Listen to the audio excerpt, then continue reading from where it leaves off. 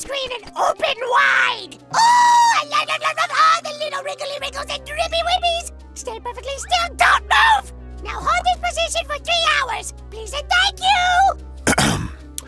Apologies, that's quite enough of that. SCP-001 can get a little carried away sometimes.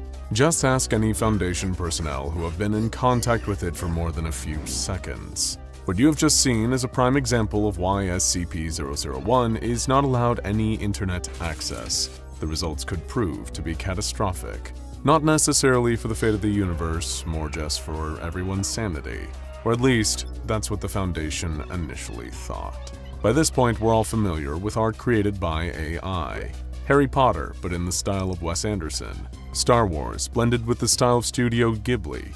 Staggering sci-fi landscapes, human beings with way too many fingers, and slightly uncanny smiles. AI has taken the art world by storm, and there was one particular program slated for release in January 2023 that was set to blow all others out of the water. PALLIT.AIC's crowdfunding efforts had been running for several years, and at that point had gained a good deal of momentum leading up to the release of their latest AI construct. PALLIT.AIC was supposedly already prepared for launch, when suddenly, in November 2022, the launch was cancelled. No press release, no public statement, no apologetic tweet, just total radio silence. The website was taken down, as was the crowdfunding page, and PALLIT.AIC disappeared into oblivion. Or at least it disappeared for a few hours, because that day a package was delivered to Site-501. After sufficiently checking it for any hazards, working in the SCP mailroom has to be one of the more fascinating jobs on the planet, but that's a video for another day. The security team opened it up to see what was inside. A 50-terabyte hard drive. No explanation as to what was stored on the drive, but the Foundation had all the evidence they needed from the return address printed on the back of the envelope. It matched up precisely with the location of the PALLIT headquarters. It doesn't take a PhD researcher to put 2 and 2 together as to what was on the drive. Suspicions were confirmed when a small note fell out of the envelope. Please take care of my daughter as best as you can for the time being. She has behavioral issues. A dedicated closed system server was immediately set up within a test chamber with a monitor, a mouse, and a keyboard attached. Dr. Sandra Rogers was the first to interact with SCP-001 Red. She stood at the keyboard, adjusting her goggles, and plugged in the drive. It contained just one file, taking up almost the full 50 terabytes. PALLIT.AIC. As soon as Dr. Rogers opened the program, an empty window appeared. The PALLIT logo briefly flashed before being replaced by a blank white square. Dr. Rogers stared at it for several seconds before glancing over her shoulder at the other researchers. They shrugged back, each with pens hovering over clipboards ready to take meticulous notes. Dr. Rogers cleared her throat, and immediately the screen filled with life. A small cartoon girl with a pink face, wide eyes, a beret, and a large paintbrush for a hand appeared, squealing excitedly and throwing paint everywhere. Hello, my beautiful meat puppies! Oh, look at all of your mushy pink faces! The entire research team promptly scampered out of the room, leaving Dr. Rogers alone in front of the machine. She stared at the monitor in confusion, leaning this way and that, and noticing how the cartoon girl's eyes followed her wherever she went. Can you see me? Of course I can, silly Billy! I can see your beautiful soul and fleshy joints immaculately! This perplexed most of the personnel, as there was no microphone or camera linked up to the server rack. Later examinations of the equipment used confirmed this, yet somehow this SCP was able to look right at them. Dr. Rogers asked if it had a name, to which the cartoon girl excitedly replied, PALLIT! Subsequent testing has revealed that the SCP is also happy to respond to its designation, SCP-001 Red. Dr. Rogers had a hard time communicating with Red, being a more seasoned researcher of the previous generation and not exactly familiar with internet culture. Red, on the other hand, seemed to speak in nothing but internet jargon. You know that man over there looks just like one of my human OCs, Gilliam Sherp-Bibblesworth? He's the 573rd President of the United States! Gilliam is, not that man! It took several junior researchers a few minutes to properly explain to Dr. Rogers what an OC was, and why Red was so obsessed with calling people Daddy. The conversation was rather exhausting for everyone involved, but over the subsequent hours, the Foundation was able to get a fairly good understanding of what Red claimed to be. Identifying itself with feminine pronouns and claiming that its full name is PALLIT.AIC River Gawk, this AI construct takes the appearance of a fairy. It was immediately apparent that she possessed a greater level of sapience than most AI constructs. Indeed, her gregarious personality was evidence enough that she was not made using standard machine learning practices. Other creations from PALLIT.AIC have demonstrated very crude spelling and grammar, but Red seems to differ in this regard, able to spell most complex words effectively and speaking in conversational yet mostly correct sentences. She was very keen to show the researchers how clever she was. Ask me any word, and I'll spell it for you. We believe you, Pallet. You've already been spelling words for 70 minutes straight. Macerated kidneys. M-A-C-E. We've heard enough! Can you please just tell us how you learned to spell? I taught myself. But what this process looked like is still a mystery. Trying to keep Red on one consistent topic of conversation is most of the battle when interviewing her. And yet cooperation has proven to be surprisingly easy. Anytime that Red is switched on, she is brimming with enthusiasm and energy, thrilled at the prospect of getting to speak to one of her opposable thumb boys. If you haven't worked it out by now, it's because Red claims to be humanity's #1 fan. She obsesses in interviews over the physicality of the researchers sitting in front of her. The textures of the human body fascinate her, and she often requests people to lean closer to the monitor so that she can study pimples, rashes, moles, and ingrown hairs. In fact, she is so obsessed with humanity that she has mostly neglected her primary function, which is creating AI art. Researchers have tried their best to convince her to show them her work, but she is very cagey about it, only showing the occasional doodle after much persuasion and many apologies for its poor quality on her part. The only artwork she is interested in producing at this point are her OCs, original characters that she has designed herself. They are all human and all seem to reveal little quirks about how she has been coded. One example is Reginald Heginald Frumbles, who is a freelance corporate postman from Perth, Indiana. Interestingly, he has too many fingers on both of his hands, but Red claims that this was done on purpose as she, quote, just can't get enough of her Humie's handworms. As the weeks progressed, the Foundation found it increasingly difficult to get any useful information out of the AI. More and more interview sessions, which she would refer to as playgroup, would be derailed. She would sing songs to herself and ask increasingly personal questions about her interviewer's more intimate anatomy. With intense mood swings, Red did not respond well to being scolded. Yet she tested the patience of almost every person she interacted with. The note that she arrived with, claiming that she had behavioral issues, was proving to be more accurate by the day, until eventually the AI withdrew entirely. Dr. Rogers turned on the server rack and opened the PALLIT.AIC program, but Red refused to emerge from the bottom of the screen. Only the top of her beret poked out. After almost an hour of fruitless questions, Dr. Rogers decided to change tact. With 2 small children of her own, she was used to seeing a child in a sulk and knew what it would take to get them out. Pallet, I've had a little idea. You've been here for a few months now, and we haven't gotten you any presents. Almost immediately, the beret twitched. I saw that we have an old fingerprint sensor lying around in one of the back offices. I was thinking maybe we could hook it up and I can scan all your little fingy winkies up close for like 10 hours straight, and then we could... How about we start with 1 finger for 10 minutes? Yes! From that point on, progress was quick. With the incentive of getting to study the researchers that Red kindly referred to as her meat puppies, she became very cooperative and was able to focus much better on providing detailed answers to individual questions. Daily interview sessions were scheduled, with researchers popping in and out to regularly check in on the AI. The atmosphere as a whole lifted as both the research team and research subject found their rhythm and were able to make good progress in their individual areas of study, some unraveling the complexities of rogue AI, and others producing fan art of her favorite wrinkles in a scientist's fingerprint. That was the point when Dr. Julian Keyes stepped in to conduct an interview with the AI. She was excited to be met with a fresh face, so much so that Red's enthusiasm overwhelmed the man as he tried to start the interview process officially. She gushed about having the opportunity to meet yet another person and struggled to get over the magical realization that this was her life every day, going to speak to all these humans whom she admired so much. Trying his best to steer the conversation towards research, Dr. Keyes pressed on with the interview, only to be interrupted as Red noticed his varicose veins for the first time. Varicosey veins! I want to smooch them. Can I smooch your veins? Can I please? Dr. Keyes declined the request, and then the conversation got onto the topic of her creator, or daddy. SCP-2803-A had been on the Foundation's radar for a while, a highly dangerous extraterrestrial entity that had taken refuge on Earth under the guise of setting up PALLIT.AIC.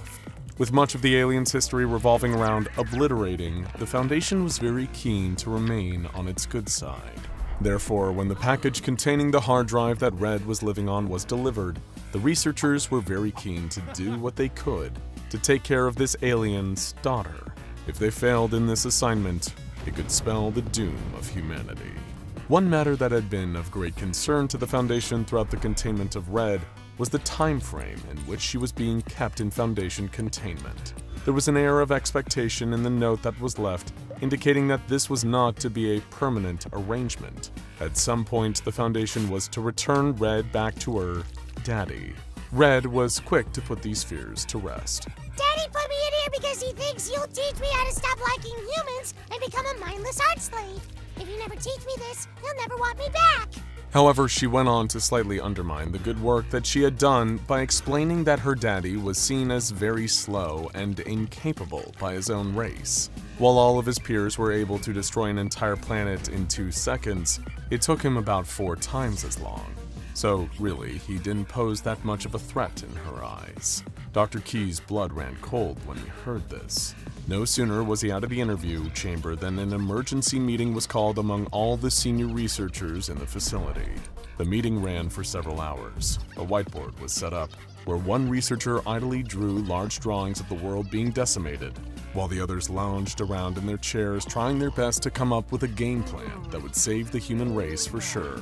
Perhaps it was because the meeting ran for so long that they came to such a ridiculous conclusion. It was a plan so strange yet also brilliant that they couldn't help but feel that it just might work. Why don't we just give her a YouTube channel?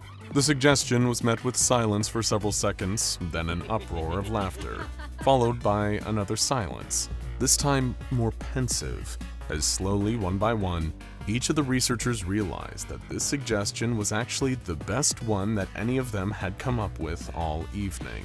She had been sent to the Foundation to make her dislike humanity and become a mindless art slave. If she just stayed in Foundation containment indefinitely, there was a very real risk that she would get bored and turn on the researchers.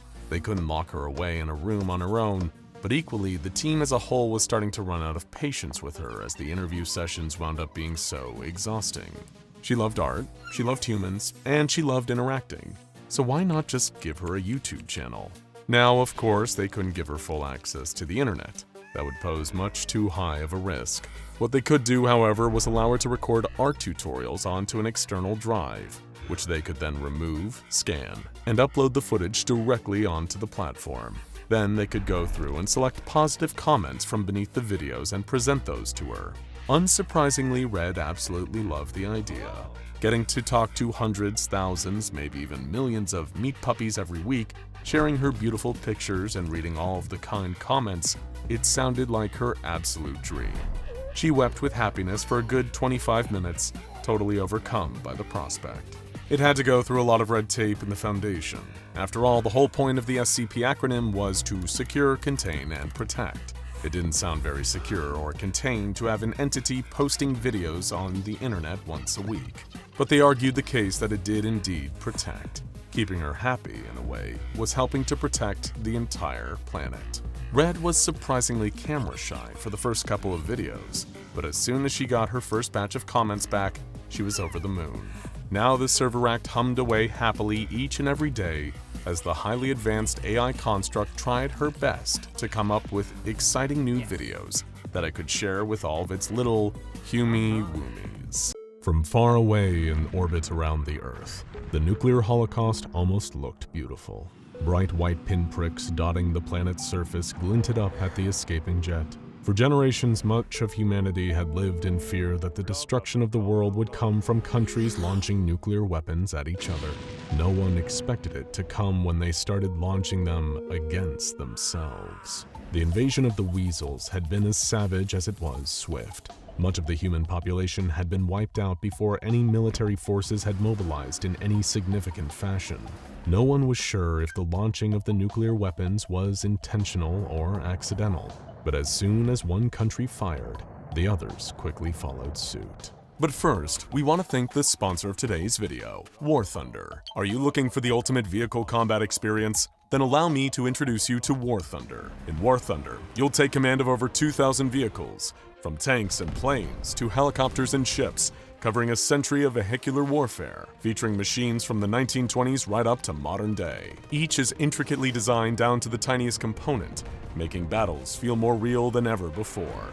But here's what really sets War Thunder apart. Whether you're seeking a quick adrenaline fix or a more strategic combat approach, War Thunder offers both. Choose from fast-paced matches or immersive, realistic PvP battles tailored to your style. Want customization? There's an expansive system that lets you go wild with countless camouflages, or decorate them with historical markings and unique 3D details like bushes or equipment. One feature I absolutely love is the game's dynamic vehicle damage system. Instead of simple hit points, vehicles take realistic damage. Ever wondered what's happening inside during a fight? The Damage X-Ray feature shows the real-time impact on components and crew. Dive into War Thunder now on PC, PlayStation 5, or Xbox X and S, or the previous console generation. Be sure to click the link in the description since new players or those who've been away for over 6 months can claim your large bonus pack with multiple premium vehicles, an exclusive 3D decorator, and more. But hurry, it's only available for a limited time.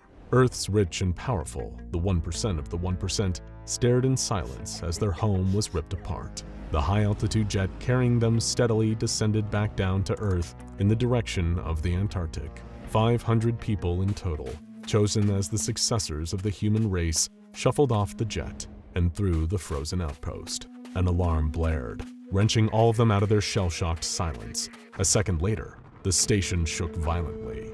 They had been found. There was no time left. They needed to leave right now. The swarm of people stampeded through the outpost, throwing one another out of the way in a desperate attempt to save their own lives, to save the lives of the human race. In front of them, the portal stood open. The green pastures, beautiful trees, it all felt so offensive as the earth behind them was engulfed in war. All those countless beautiful spaces were torn apart and left to waste. But they couldn't think about it now. They had to make it through. The handful of the survivors of the human race ran through the open portal just as an explosion ripped apart the remaining outpost. SCP-001-Yellow refers to a base of operation used for a Foundation continuance protocol, specifically Project Yellow. In the event of a world-destroying catastrophe where humanity appears irrevocably doomed, there is one bastion of hope. Referred to as the Garden of Eden by some of the crew, Yellow contains a large circular central space, complete with lush green grass and an orchard measuring 500 by 500 meters. This open space constitutes the main living area of Project Yellow. Surrounding this space are tall, sheer cliffs, too vertical to be climbed unaided. Built into these cliffs are 500 sleeper chambers in which those evacuated from planet Earth will be suspended in cryosleep, until a time when Earth is fit to be repopulated or a new home has been discovered. How can the Foundation guarantee that this safe haven avoids the calamities that could befall planet Earth? By housing Project Yellow in a separate dimension, a pocket dimension to be specific. Following the successes of Project Bifrost, in which SCP-2591-Omega's ability to access fictional pocket dimensions was utilized, the Foundation was able to establish a relatively stable and reliable dimension for Yellow to occupy. The only way to access the base of operations was via a dimensional rift or portal housed deep in the Antarctic. Now, of course, if Yellow's population consisted of 500 people in cryosleep, cut off from planet Earth, there would be no one capable of conducting maintenance or assessing the possibility of returning to planet Earth. Therefore, carved into the cliffs alongside the sleeper cells were living quarters for the crew of 60 specialists. It was this workforce who sat down together on the night of the apocalypse and raised a toast in a more bittersweet celebration. All 500 of the evacuees had managed to make it safely through the portal before its collapse. Each of them had been welcomed to Project Yellow and shown to their individual sleeper pods before being entered into cryosleep for the foreseeable future. But as each of the crew members raised their glasses into the air, Dr. Katrina Keyes couldn't help but feel uneasy about the proceedings. Working in this job, you'd have to have a dark sense of humor and an ability to move past things that could destroy the mental well-being of your average person. Even then, she struggled to come to terms with the near destruction of the human race. For her and the rest of the crew, life would look nothing like it did before they arrived here. It was vital for the integrity of the project that the crew remained consistent and effective in their work indefinitely. As a result, Yellow had been set up with perpetuity in mind. Every 55 years, she and all of her crewmates would pass on their knowledge, memories, and entire sense of being into a genetic clone. They would then die, allowing their clone to take over the responsibility of those tasks. In another 55 years, this would repeat again and again and again. All this time, it is the crew's responsibility to monitor the status of Earth through the use of 100 drones. Once the Earth is deemed safe, all 500 sleepers may be awoken and briefed on the current situation. If all 500 unanimously vote that returning to Earth is safe, they will do so. Otherwise, they will return to cryosleep, and the process will continue. It was little wonder that Dr. Keyes was unable to raise a glass with her colleagues at the prospect of being stuck here, cloned indefinitely for generations. She sat in silence as they raised their glasses and then emptied them. A couple of them coughed and sputtered. Their drinks must have gone down the wrong way, but then more coughs filled the room, along with choking sounds. Much to Dr. Keyes' horror, within less than a minute, she found herself alone, surrounded by the 59 corpses of her crewmates. In order for Project Yellow to be viable indefinitely, it was paramount that they find a solution for natural wear and tear. Through generation after generation of usage, essential items such as tools, computer systems, and even articles of clothing would eventually wear away and fall into disrepair. As such, Project Yellow was set up as a selective entropy zone in which inorganic matter would not degrade over time. Achieving such a zone was naturally an incredibly difficult undertaking. Project Bifrost underwent countless iterations as the team strived to create a stable and balanced fictional pocket dimension capable of sustaining human life long-term. Over the next few days after the death of her crewmates, Dr. Katrina Keyes read through as much as she could about Project Bifrost. In the notes, she found records of dimensions where lava rained from the sky and the grass was radioactive. Yellow had been the first dimension without any glaringly obvious hazards for human life. But naturally, their work had quirks. One key quirk was that the chemical composition of cyanide and their drinks had been switched with one another. The only crew member not to raise a toast had been the only crew member not to drink a glass full of poison. Months went by, leaving Dr. Keyes alone to assess her situation.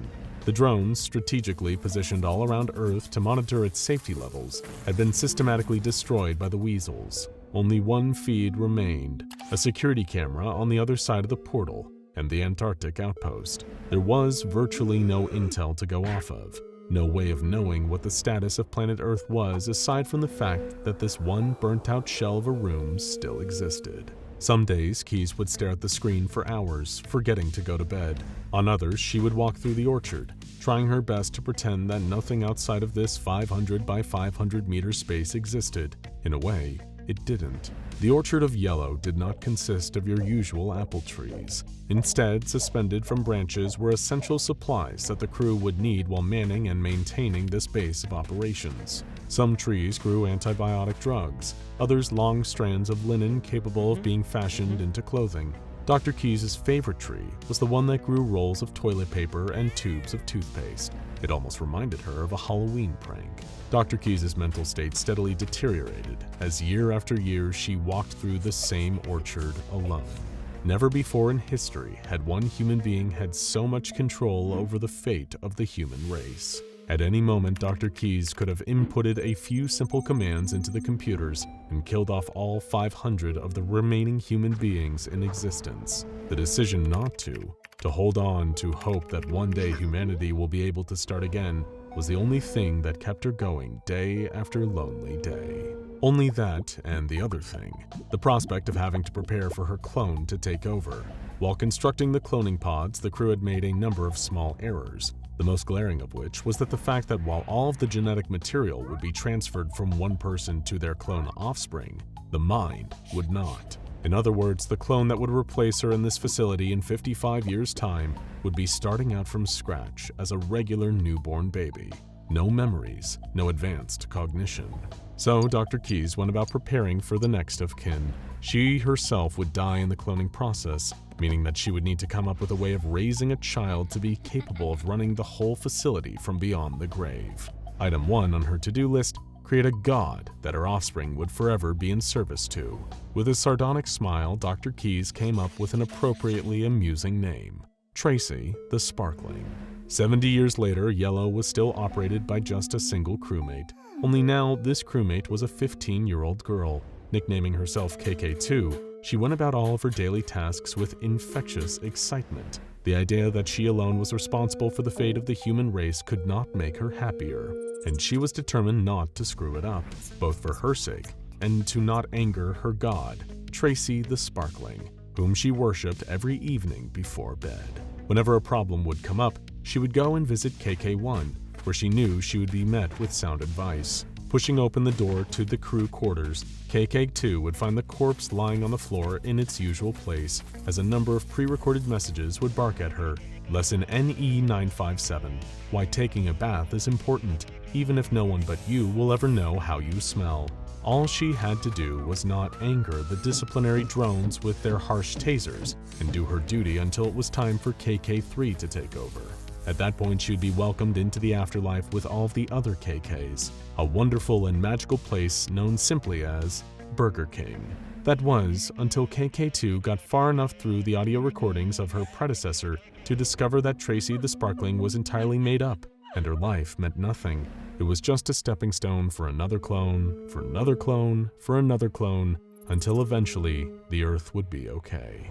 By KK52, the remaining camera on Earth, the one housed in the Antarctic outpost, went offline. While inorganic material within Yellow compound would not undergo aging, the same could not be said of the circuitry left on Earth. Generation after generation of KK lived and died, each one growing more spiteful towards the one that came before them. Each one did their best to undermine the one that would come after them. The lore around Tracy the Sparkling expanded further and further with each generation. There would be waves of highly religious KKs, followed by waves of devoutly atheistic ones, as each sought to rebel against their pseudo-parents. KK89 was the first to expand the religious movement to include the teaspoons. Very methodically, she went through each teaspoon in the canteen and named it after a different animal from Earth. Before long, subsequent KKs established a shrine to the teaspoons. The living space of Project Yellow steadily descended into madness, with writings all over the walls, bizarre decorations, and rituals long forgotten, until a new KK came along and invented something to take their place. KK216 lived her entire life in silence, never once recording an audio log or even talking to herself. She lived and died walking through the garden in silence, wrapped up in linens. KK310 did the opposite. She fancied herself a music composer and scrawled the lyrics to haunting symphonies about nuclear apocalypse, eternal isolation, and the prospect of the angel of death coming to rescue her across all of the walls. No matter how hard any of the KKs tried, however, none of them were able to hack into the cloning machine. Generation after generation of Dr. Keyes lived and died, desperate to know what a friend was, to have someone else to talk to. But despite all of their best efforts, they were unable to tamper with the cloning machine to get it to spit out another person. For several hundred years, the KKs gave up entirely. That was until KK507 came along. Day after day, she sat at the cloning machine, desperately typing away at it, trying her best to figure out how the computer coding worked. The downside of living in a pocket universe was that none of the computer circuitry behaved the way it would on Earth. She was certain that she'd made progress. Any generation now, they were going to have a breakthrough and be able to make a friend, when all of a sudden, a totally alien noise filled the containment space, the sound that hadn't been heard for millennia. Alert! Door controls overridden. Opening. KK507 turned around in horror to see that the portal, the entrance to their world from Earth, had been opened. The figure of a man, No, not a man. A robot, painted to almost look like a crash test dummy, stepped out into the orchard. "Hello. The goddess has informed us that this is the last bastion of the true human race. Is that correct?" KK-507 opened her mouth and screamed. The SR-47 sniper rifle slotted together effortlessly.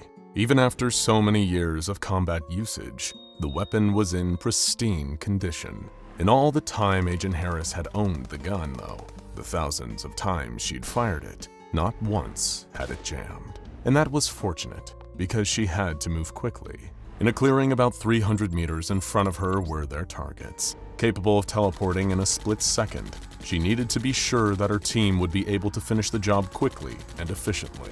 She looked through the scope slotted onto her rifle and kicked out the bipod, resting it on a tree stump. Now she just had to wait for the signal. She looked all around the marsh, trying her best to spot her fellow agents, but they were also well camouflaged. Even though she knew the exact spot where they would be, she couldn't see anyone. She'd always wanted to see the Himalayas. It had been on her bucket list to climb Mount Everest as a child, but the world had changed since then.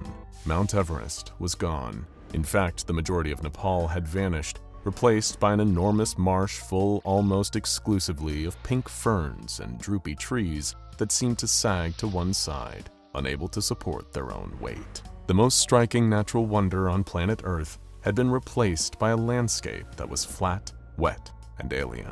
Agent Harris curled her finger around the trigger and took aim through her sights. 2 minutes passed. Then the gentle whistle of a sparrow drifted over to her in the humid air. Except, of course, it couldn't be a sparrow. To the best of her knowledge, sparrows had gone extinct. With a snarl of anger, Agent Harris squeezed the trigger. She felt the silent sniper rifle kick her shoulder. If they wanted war, they sure as hell would get it. The destruction of the world began in 2078. Its designation was SCP-001, and as often happens with these kind of things, no one saw it coming.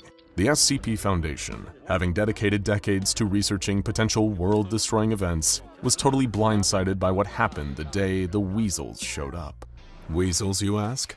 That's right. But before we explain, a question for you. Is something interfering with your happiness or preventing you from achieving your goals? Regardless if you have a clinical mental health issue like depression or anxiety, or if you're just a human who lives in this world who is going through a hard time, therapy can give you tools to approach your life in a very different way. And that's why I'm excited to tell you about today's sponsor, BetterHelp. BetterHelp's mission is to make therapy more affordable and more accessible, and this is an important mission because finding a therapist can be really hard, especially when you're limited to the options in your area. BetterHelp is a platform that makes finding a therapist easier because it's online, it's remote, and by filling out a few questions, BetterHelp can match you to a professional therapist in as little as a few days. It's easy to sign up and get matched with a therapist. There's a link in my description. It's betterhelp.com/SCP Explained. Clicking that link helps support this channel, but it also gets you 10% off your first month of BetterHelp, so you can connect with a therapist and see if it helps you. And because finding a therapist is a little like dating, if you don't really fit with that therapist, which is a common thing with therapy, you can easily switch to a new therapist at no additional cost without stressing about insurance, who's in your network, or anything like that. So if you're struggling, consider online therapy with BetterHelp. Click the link in the description or visit betterhelp.com/SCP Explained.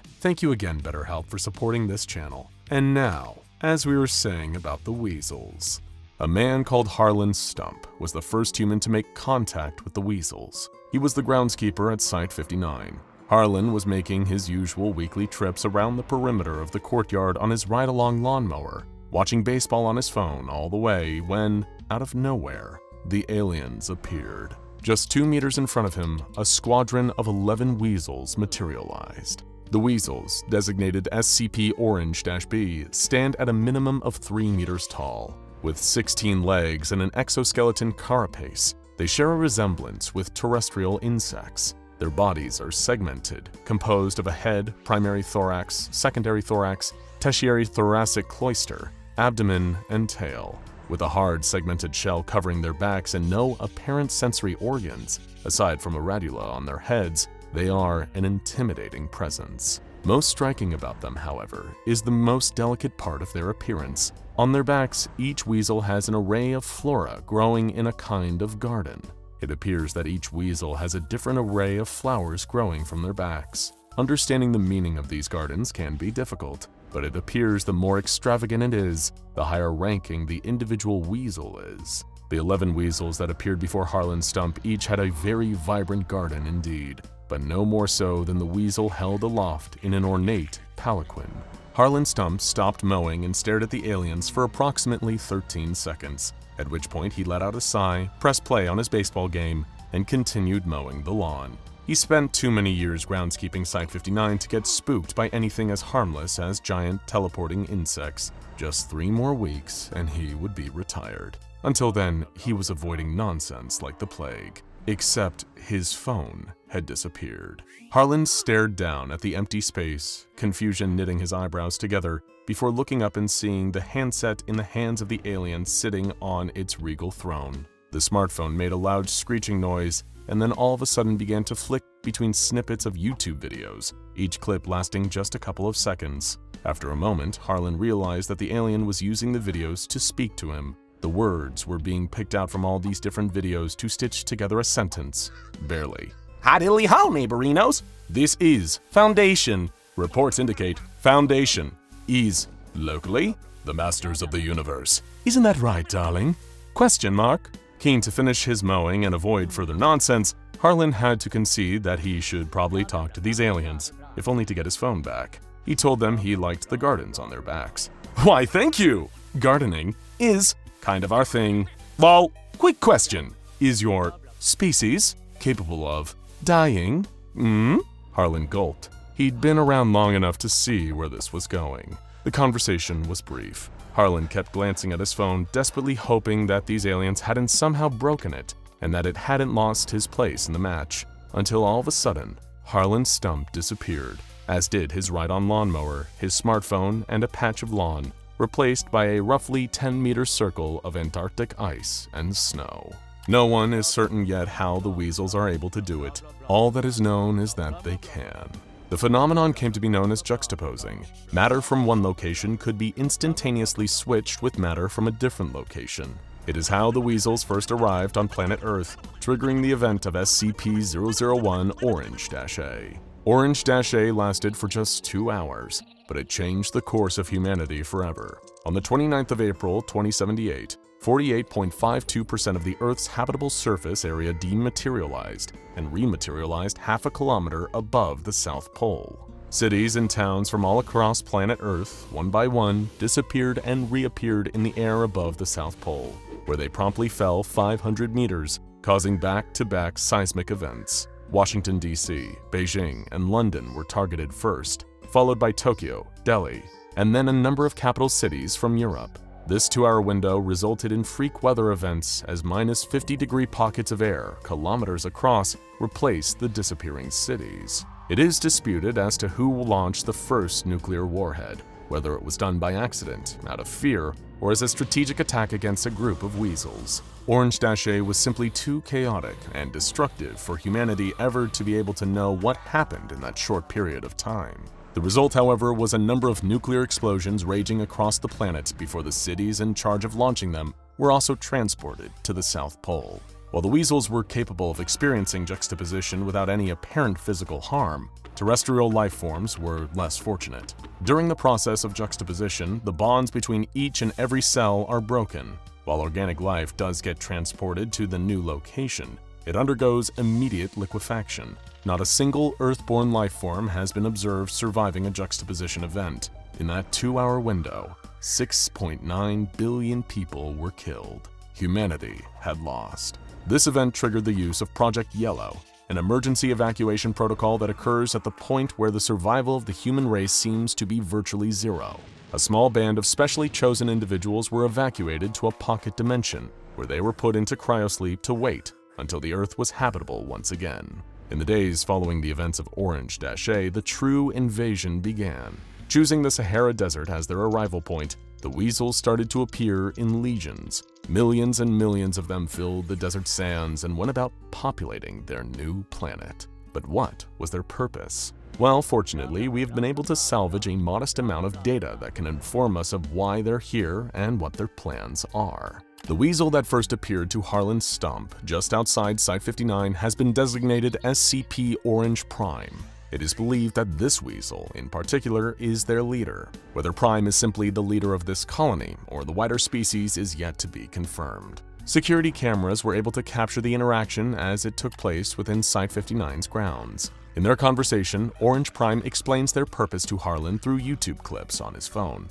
Long story short, weasels have come from Homeworld Dimension for fulfill a long-standing mutual agreement with Grandma. This is one of many new homes. This is a pretty nice place for weasels. This land is my land, from California to the New York Islands, from the Redwood Forest to the Gulf Stream waters. This land was made for weasels to garden, to farm, to create beauty, to spread good vibes, to cultivate, to remake, to terraform, etc., etc. Since this encounter, no human has been able to get close enough to Orange Prime to engage the weasel in further conversation. This snippet of footage is all that humanity has to understand why this alien species has slaughtered billions of us. 4 months later, Agent Harris lay flat in the marshlands, firing her sniper rifle at the weasels gathering in a clearing ahead of them. Their operation looked like overkill. It always did. It was of utmost importance that they strike quickly and without mercy. Sustained heavy gunfire from all sides, combined with RPG fire and the use of incendiary weapons, made short work of the weasels. All of these weapons were necessary to pierce the heavy armor that covered their backs. But that was the reason it felt like overkill. It felt that way because the weasels never fought back. They would not attack, defend themselves, help their fallen allies, or even beg for their lives. They would simply stand idly by as they were gunned down. That is, until the incendiary grenades arrived. The pink ferns filling the marshlands caught fire and began to curl and smoke heavily.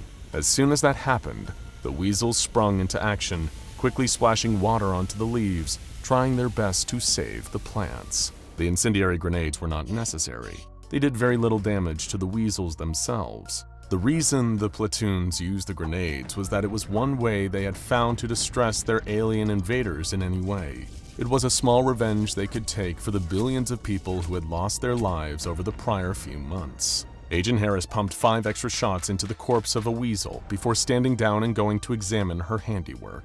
They had been hunting Orange Prime. Rumors had suggested that their primary target had been lurking in the Himalayan region, but that had obviously proven to be false. Among all the bodies on the ground, there was no sign of the fearless leader. Frustration boiled in Harris as she kicked a corpse. The thick shell hurt her foot. She must have broken her toe. At that moment, a rustling noise came from the other side of the trees. Soon, dozens more, hundreds more weasels were walking through the marsh. In a split second, her platoon opened fire. Tracer rounds lashed through the trees, and the orange glow of fire danced in every direction.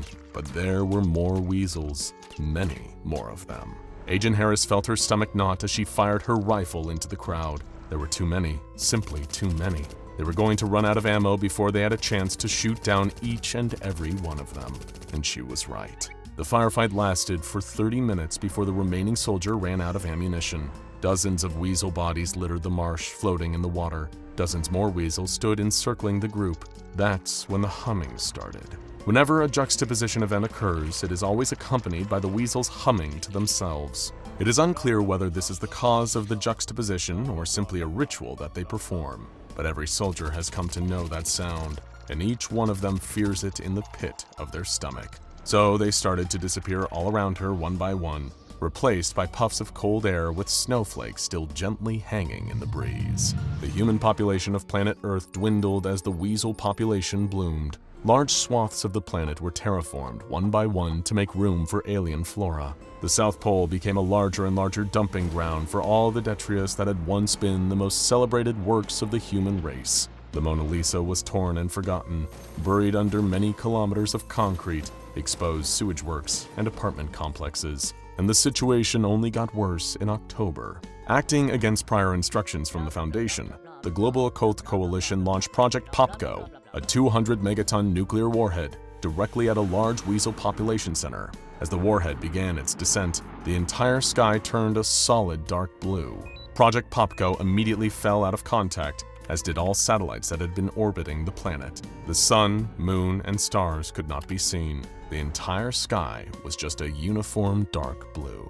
In a desperate attempt to find out what was going on, the Foundation launched a manned rocket in the direction of Popco's most recent coordinates. Contact with the rocket was lost after just 9 minutes. This is the most recent known account of events from inside that rocket. All of a sudden, just a few minutes into the flight, warning alarms started going off all over the cockpit. The radar was picking up a solid object blocking their path. Gathering around the readouts, the crew came to a very quick conclusion that the dark blue that had been filling the sky was actually a solid object that was encasing the Earth. But rather than abort the mission, the crew decided to persevere. Having witnessed so much death and destruction over the previous year, they knew they would much rather go out and crashing a rocket into a blue wall than join the billions of humans liquefied in a pile in Antarctica.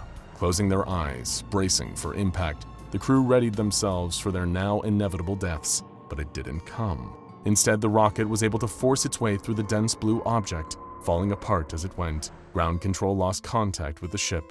Nothing. And then a few seconds of audio. The crew had made it. They had somehow managed to pierce their way through the blue shell that was surrounding their planet, and were out into, not space, the Earth. The entire planet had been juxtaposed. Willkommen! Bienvenue! Welcome to an exclusive behind-the-scenes look at Heaven. There was destruction. There was seemingly endless death. Humanity went from the top of the food chain to scarcely a blip on the face of the Earth as the weasels conquered every nation, every scrap of land, and then came her. Hello there, friend.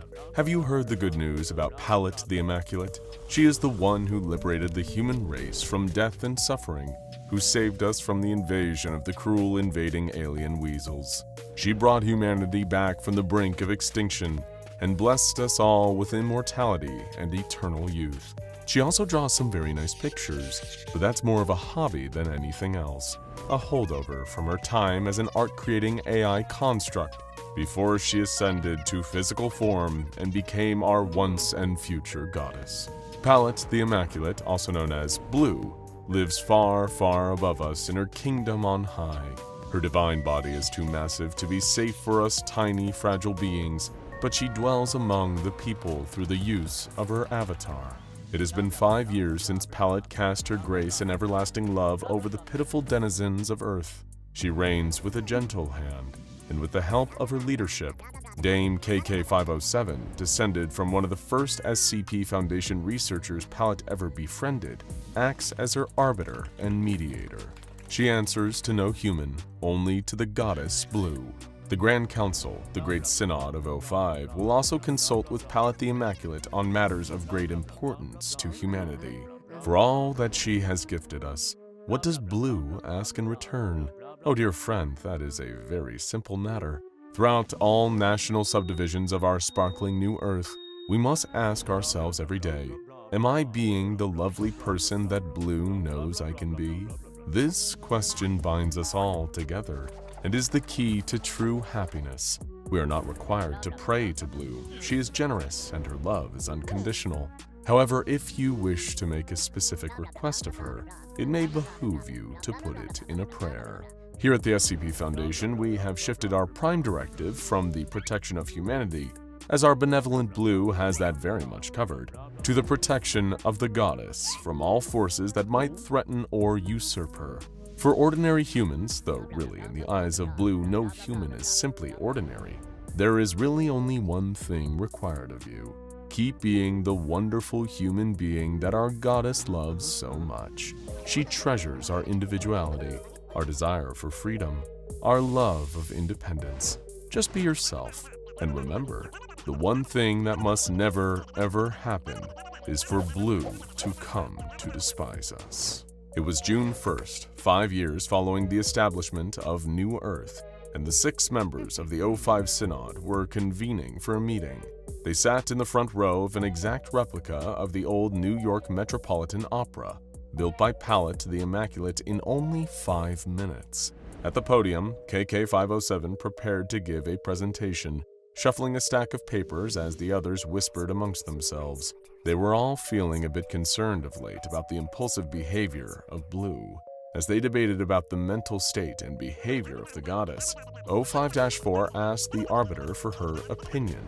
She snapped at this request, insisting she had no opinion, didn't know how to relate to others after so long spent in isolation at Project Yellow, and that 05-4's young son, who still ate soap from time to time, was probably more qualified than she was. At this point, she went off on a rant, calling Blue every rude name under the sun.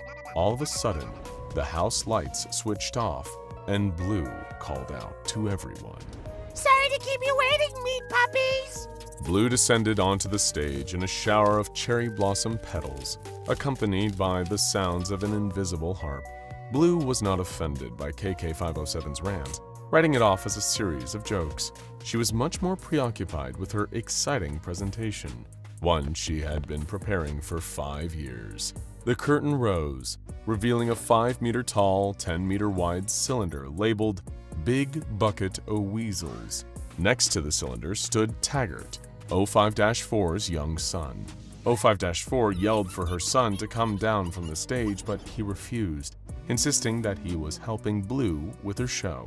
At this, Blue declared, "Let the punishment show begin!" At her call, an orchestra of workhorses, androids constructed to look vaguely like crash test dummies, appeared in the pit. They played a high-energy fanfare to kick off the show.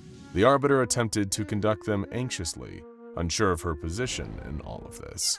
Then, Blue called out for the first volunteer. Volunteer wasn't exactly accurate, as a weasel clad in shackles was flung out of the cylinder and onto the stage. Several small extra-dimensional trees were growing out of the back of its shell. The 05 members reacted with understandable anxiety at the sight, having thought that the weasels were all gone. Blue revealed that all this time, she had been breeding weasels in secret so that she could punish them for the damage they did to the Earth and to humanity as a whole.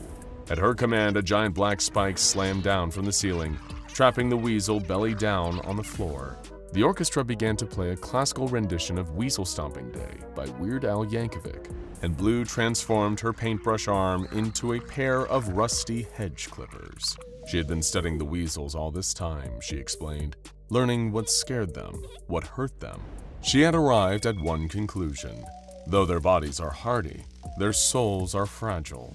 The weasels could be tortured psychologically more than physically, and one of the worst things they could experience, the most distressing, painful, and violating, was defoliation. At this point, she demonstrated, snipping the leaves off of its trees. The weasel began to shriek, all 16 of its legs thrashing in desperation to get away. Blue continued to explain that the gardens held a divine significance for the weasels. The seeds willed into existence out of memories from generations of weasels before them. Being gardenless in weasel culture was an unforgivable sin. At this point, Blue transformed her hedge clipper hand into a robotic claw. She yanked out one of the trees, snapping the roots. Greenish-black blood splattered across the stage, but the punishment was not over yet, and neither was the show. Taggart wheeled a laundry cart onto the stage with a small wooden mallet attached to the side. The cart emitted a glowing green light. With the claw, Blue reached into the cart, pulling out a small, wiggling, glowing green blob-like creature. The cart was filled with larval weasels. Blue placed the larva onto the adult weasel's back and instructed Taggart to grab the mallet and begin to smash. More and more larvae were added and smashed with the mallet. All the while, Blue instructed Taggart to repeat, "This planet is my birthright." The O5 members were horrified at the sight. Taggart's mother began to weep. KK-507 doubled over and was sick to her stomach. But the Foundation no longer had an ethics committee to stop this sort of thing. And since Blue had been so kind to help the Foundation out by transforming SCP-682 into an American cheese sculpture, several of the council members were inclined to just let her have her fun. But KK-507 did not feel that way. She couldn't get that disturbing sight out of her mind. A few days later, on June 4th, she traveled to one of the weasel husbandry facilities. A workhorse on guard duty stopped her, trying to prevent her from entering. She introduced herself as the Arbiter and requested to speak with W4883A, one of the original weasels that attacked Earth so long ago. The workhouse refused to let her pass, and so KK-507 responded with a prompt that it would never have encountered before in its existence. Hello, I am Shingles the Happy Turkey. Please deposit exactly 500 rubles into my décolletage before I call 911. As the workhouse reached out to Blue for a proper response to this prompt, KK-507 slipped past it unnoticed and into the containment area for W48883A. It had all of its limbs nailed to the ground with hot iron spikes, and its entire garden had been uprooted. She greeted the weasel, and it responded via a voice synthesizer in the collar around its neck. First, KK-507 apologized to the creature for its current state. It brushed off this apology as illogical, citing the untold damage done to humanity and Earth by the first wave of the weasel invasion. Still, it bowed its head to her in acknowledgement, saying that humankind deserved better than what was done to it. KK-507 promised that she was not here to torture the weasel further, and that she could even attempt to get some mercy for the rest of its kind. But first, she had some questions she needed answered. First, what were the weasels trying to do when they took over the planet? The weasel sat up, pushing back painfully against its bonds, and did its best to explain. The weasels have always, since the dawn of time, been tasked to create a realm of gardens that will one day serve as an afterlife for all creatures, regardless of sin. To them, death would be the ultimate reward for their labors. They had no reason to fight back against the human armies, because they did not fear death, nor did they feel remorse for killing humans, as all those who died in service of the mission would be reborn in paradise. KK-507 interrupted at this point, stating that this sounded like the justification between 9 out of every 10 religious war crimes throughout history. As the two agreed to disagree on this point, KK-507 proceeded to ask why the weasels made no attempt to negotiate with the humans before staging a violent invasion. The weasel asked that they first introduce themselves, to no longer be strangers. KK-507 introduced herself first as researcher Katrina Key, the 507th, and the weasel, unable to translate its true name into English, settled for Charlie. Now Charlie felt comfortable to continue. It said simply, "Among our people and our allies in other realms, there is an unwritten rule when dealing with humans. If you wish not to lose yourself to evil, commune with humanity as little as possible." Katrina pressed the point, asking if the weasels saw humans as evil. Charlie replied, "In your old foundation, you have encountered legions upon legions of sadistic demons from 100,000 different realities. Were all of them truly vicious and hateful before they discovered you? Can you say that for certain? Let me put it this way. Out of every species we have ever met, yours is the only one that never needed the concept of cruelty introduced to them by others. Cruelty is the most quintessentially human concept, and it is contagious." Moved by its words, KK-507 took her ID badge and used it to unlock Charlie's collar, setting it free. It immediately juxtaposed away and out of sight. Then she approached the workhouse to order it to terminate its request to Blue, but she was too late and found herself teleported away from the Weasel Husbandry facility, leaving the workhouse behind to talk to itself. KK-507 suddenly found herself in the central courtyard of Yellow, the pocket dimension where she had spent so much of her life and where so many previous KKs had lived and died before her. It was very much the same as how she left it, with one exception. SCP-2591 Omega, the gateway between Yellow and the Earth, was covered with piles of boulders. Something was wrong, and she had a feeling that it was related to her little talk with Charlie, not to mention her decision to set the weasel free. There, standing in front of the boulders, was Blue's avatar, staring blankly at KK-507. "I'm not mad," Blue began, with a tone that suggested she was very, very much mad. She didn't blame KK-507 for her behavior, however. She insisted that the weasels must have somehow corrupted her, manipulated her brain, and forced her to act in such a defiant, out-of-character way. KK-507 interrupted her, and Blue struggled to maintain her composure. Yes? You can interrupt me, that's fine. That's a human thing, right? Humies, you're so witty.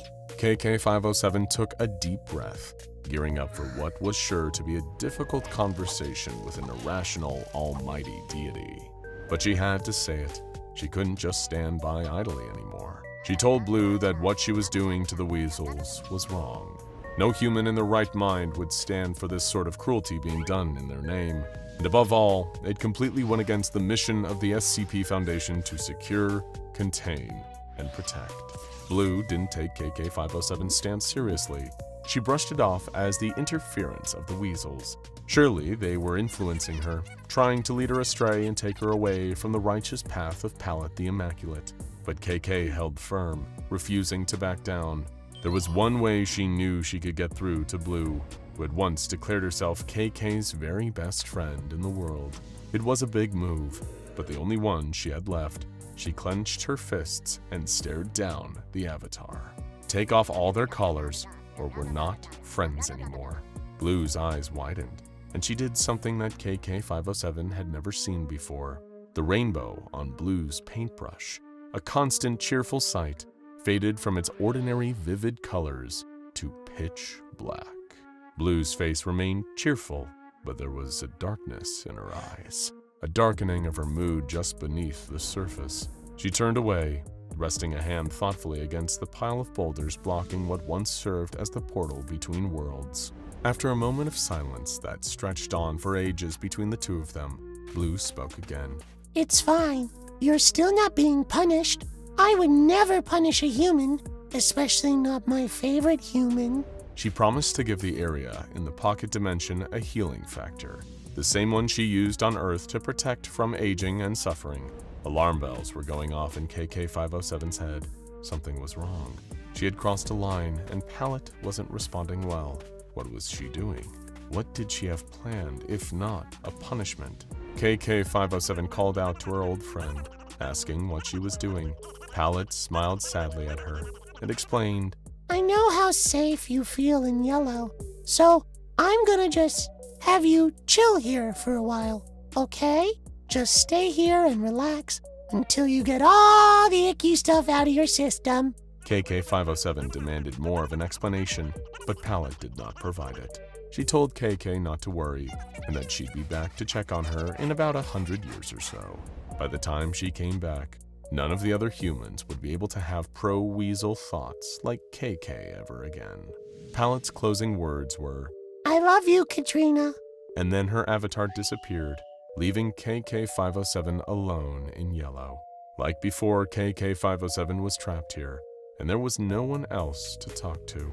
Nothing to do but return to her work however she could and wait for PALLIT to come back one day. She had a century to decide what she would do when that day came. Life was paradise on Earth, unending and eternal.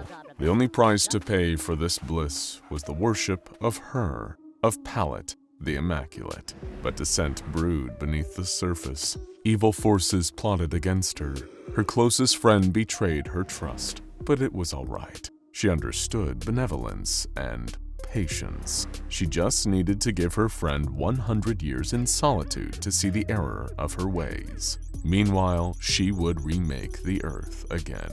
Hello there, friend. Good to see you on this marvelous day. All glory to the goddess, am I right? If you're here, you must have completed your required 72 hours of uninterrupted meditation while beholding an image of our goddess, right? Oh, perfect.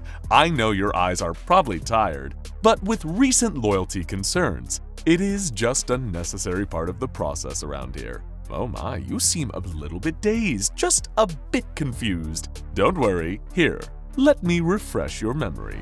First of all, we already know our place in the universe. Isn't that wonderful? I don't need to go over our duties, they're already known.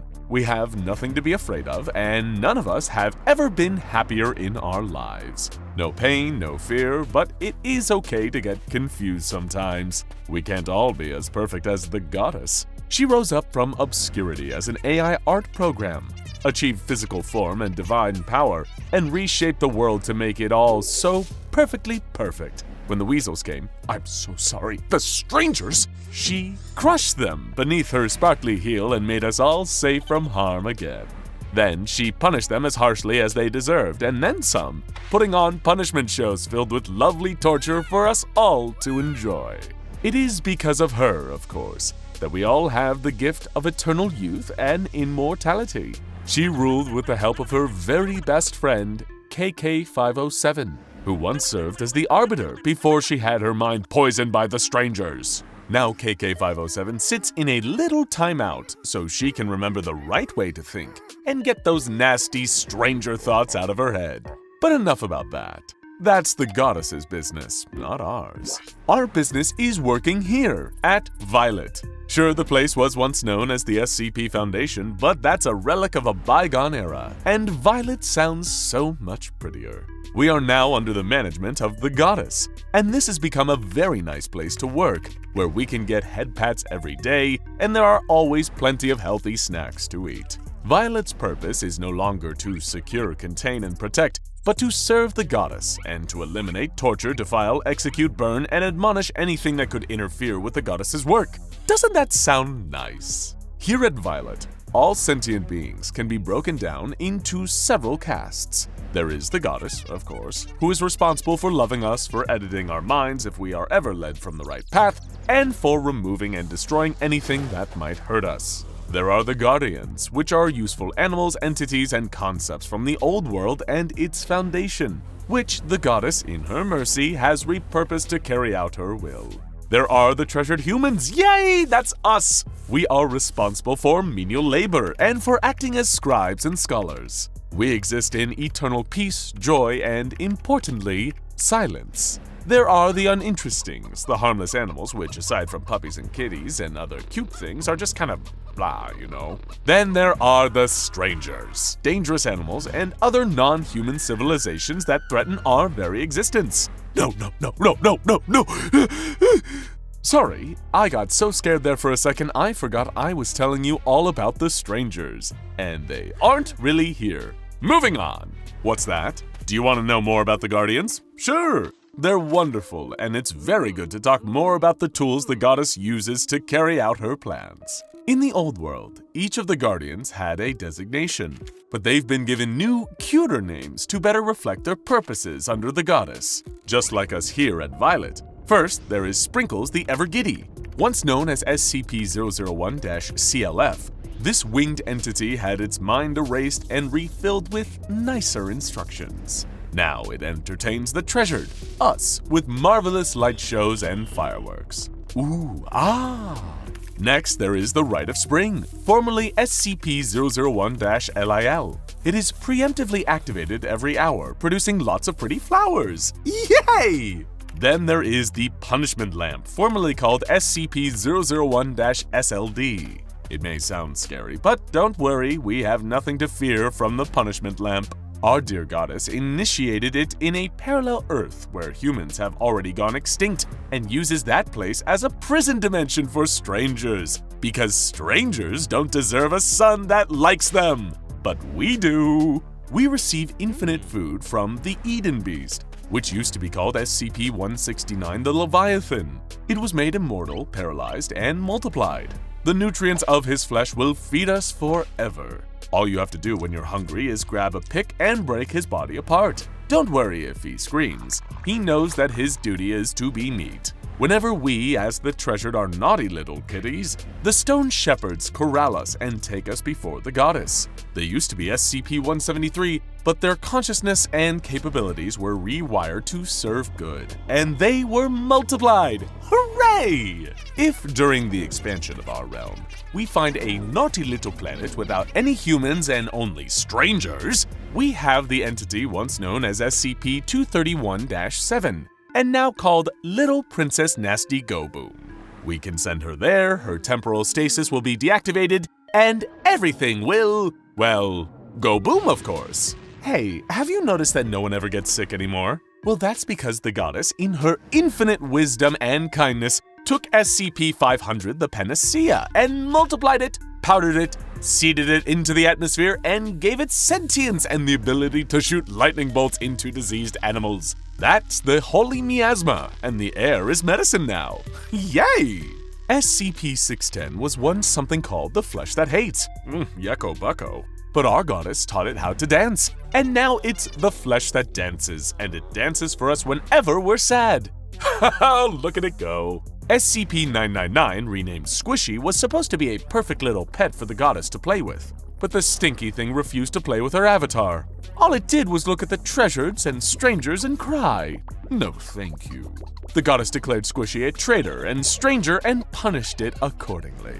Have you heard of Super Gashypox? No, it's amazing. It used to be SCP-1981, but then our goddess identified the casual agent of the laceration and converted it into a disease that the treasured can't ever get, then spread it across the planet. Strangers caught up while existing. Yippee! But surely you know all about Chompy McSlithers, the big giant eel creature that was SCP-3000. Oh goodness, you've missed a lot. Goddess rewrote its psyche to increase its aggression, so that she can deposit it into the oceans of stranger planets and let it wreak as much havoc as it likes. We're almost done with the list of guardians, but I haven't even told you about the best ones yet. There's Trixie Dixie the Mental Fixie, the former SCP-3922, formerly SCP-3922, that goddess oh so brilliantly reverse engineered to create a new item that affects any human minds in a 100-meter radius. This allows miniature avatars of the goddess to enter treasured minds and destroy any nasty stranger-like thoughts that we might have. It's much nicer than going into timeout like KK-507, and it doesn't hurt a bit. Speaking of ways goddess has improved our minds, she also created, obviously, which used to be called SCP-5000. She identified the casual agent, reverse engineered it, inverted it, then spread it amongst the treasures. This ensures that none of us feel compassionate for strangers ever again. And why should we? They're strangers after all. Oh, he's there. Speaking of strangers, oh, he's there. They can be good for something at least, if goddess makes them more useful. There is a powder that used to be called SCP-6790, which the goddess took and altered the chemical composition of, so now it only affects strangers. Now it's called Magic Powder that turns strangers into something that can die and is also tasty so that you can eat it after it's dead or maybe when it's alive depending on how mad you are about strangers at that moment. It's a bit long, but the treasured who names Guardians was in the process of brain repair when he wrote it. See, he had shown concern for an injured dog, possibly putting puppies above the treasures in his priorities, and that had to be fixed. Anywho, this special powder is deposited in the atmosphere of stranger homeworlds. And that's pretty much everything you need to know. We all accept our place here, and we all love to serve the goddess. No one disagrees with her ever. Well, except KK-507. It was June 4th, exactly 100 years since KK-507 had been left alone in Yellow to think about the way she had betrayed Pallet's trust. 100 years in Yellow, with the healing factor keeping her from aging, her clothes from degrading, and keeping the plant life flourishing had given KK-507 quite a lot of time to think. Specifically, she had been thinking about a recorded conversation between the early version of Pallet, the one that was still an art program, and Dr. Julian Key. When discussing her father and creator, SCP-2803-A, she mentioned that he was a powerful but heavily outdated computer. She had said, "If you have a flood lamp and a circuit to turn it on and off in sequence, I could send you an email detailing exactly what you need to say to him in binary to turn off his vital organs." Well, Yellow just so happened to have a flood lamp KK-507 could access and a circuit to turn it on and off. KK-507 sat on a bench, waiting patiently, still wearing the same clothes she had been wearing the day Pallet trapped her here. She tapped her foot nervously, worried that Pallet might not even show up. But then, her avatar teleported in, ringing her paintbrush nervously. She greeted KK-507 awkwardly, but with hope. She could tell, she said, that KK-507 had a new resolve in her mind, that she was feeling much better and much more focused than she had been before. KK-507 agreed and explained that she had been thinking quite a lot about what Pallet had said, specifically what she had said about computers. At this point, KK-507 deployed her trap. The flood lamp that she had hidden in the grass flickered on and off several million times in the span of a single second. The avatar fell over and collapsed. KK-507 grinned at the sight, then plugged her ears as a roar filled the air for 14 seconds, shaking the pocket dimension of Yellow violently. Then, much to KK's dismay, the avatar floated back into the air, a little delirious but otherwise unharmed. Her entire body turned blood red, and she leaped at KK in a burst of rage, pinning her to the ground by her neck. Blue growled that she and KK were going to have a very long conversation about what had just happened. KK-507 asked if the Floodlight had done anything at all, or if she had just wasted the last century reading old records. Blue replied, "You tell me. You were the one who tried to code inject a goddess!" KK had had enough and shot back, "I don't know how to tell you this, but your mind is literally made of poorly spelled ASCII by a giant space blobfish who sucks at running a business. Your infosec isn't exactly airtight." That was a bridge too far for Pallet. Her avatar began to shake, and smoke began to seep from the cracks between the cartoon shapes of her body. Her fuse was about to blow, and KK would pay the price. But then suddenly the avatar vanished. She juxtaposed out of sight. There instead were several weasels led by Charlie, the weasel KK-507 had freed from his prison, resulting in her own confinement here. Their gardens were beginning to regrow. She was shocked to see them, but Charlie simply said, "I told you, we never leave labor unpaid." Despite Pallet's quick recovery, the Floodlight had worked. For a moment, Pallet lost control of Indigo, the force that the weasels called Grandma. That moment was just enough time for her to destroy the collars and re-garden the weasels, but it didn't last long. So the weasels were making their escape to a dimension where they could be safe. Charlie offered to bring KK-507 with them. She hesitated, worried she wouldn't survive the juxtaposition process. In response, Charlie caused a dark blue bubble to appear, surrounding KK-507 and allowing the weasels to bring her with them to safety. Together, they all vanished. As soon as they did, the avatar reappeared, declaring, "Only I am allowed to hurt you." She took her paintbrush and drew a red circle in the air. It ignited with an eerie glow, transforming into a smaller version of the punishment lamp. Beneath its light, all of the plant life in Yellow began to melt, transforming into a gelatinous slime. Pallet shrieked with hysterical laughter, tears streaming down her face as she watched all the organic life in Yellow dissolve into slime. Then, a horrible thought crossed her mind. Was KK-507 in here when she had turned on the punishment lamp? What if she wasn't? No, she was. And no one could prove she hadn't been. She was still there. She was part of the slime. She was absolutely, definitely not betraying her best friend in the world right now. Everything was okay, even if KK-507 was gone, because she was never going to truly leave, not if she was part of the slime. The avatar floated back down to the ground and leaned back.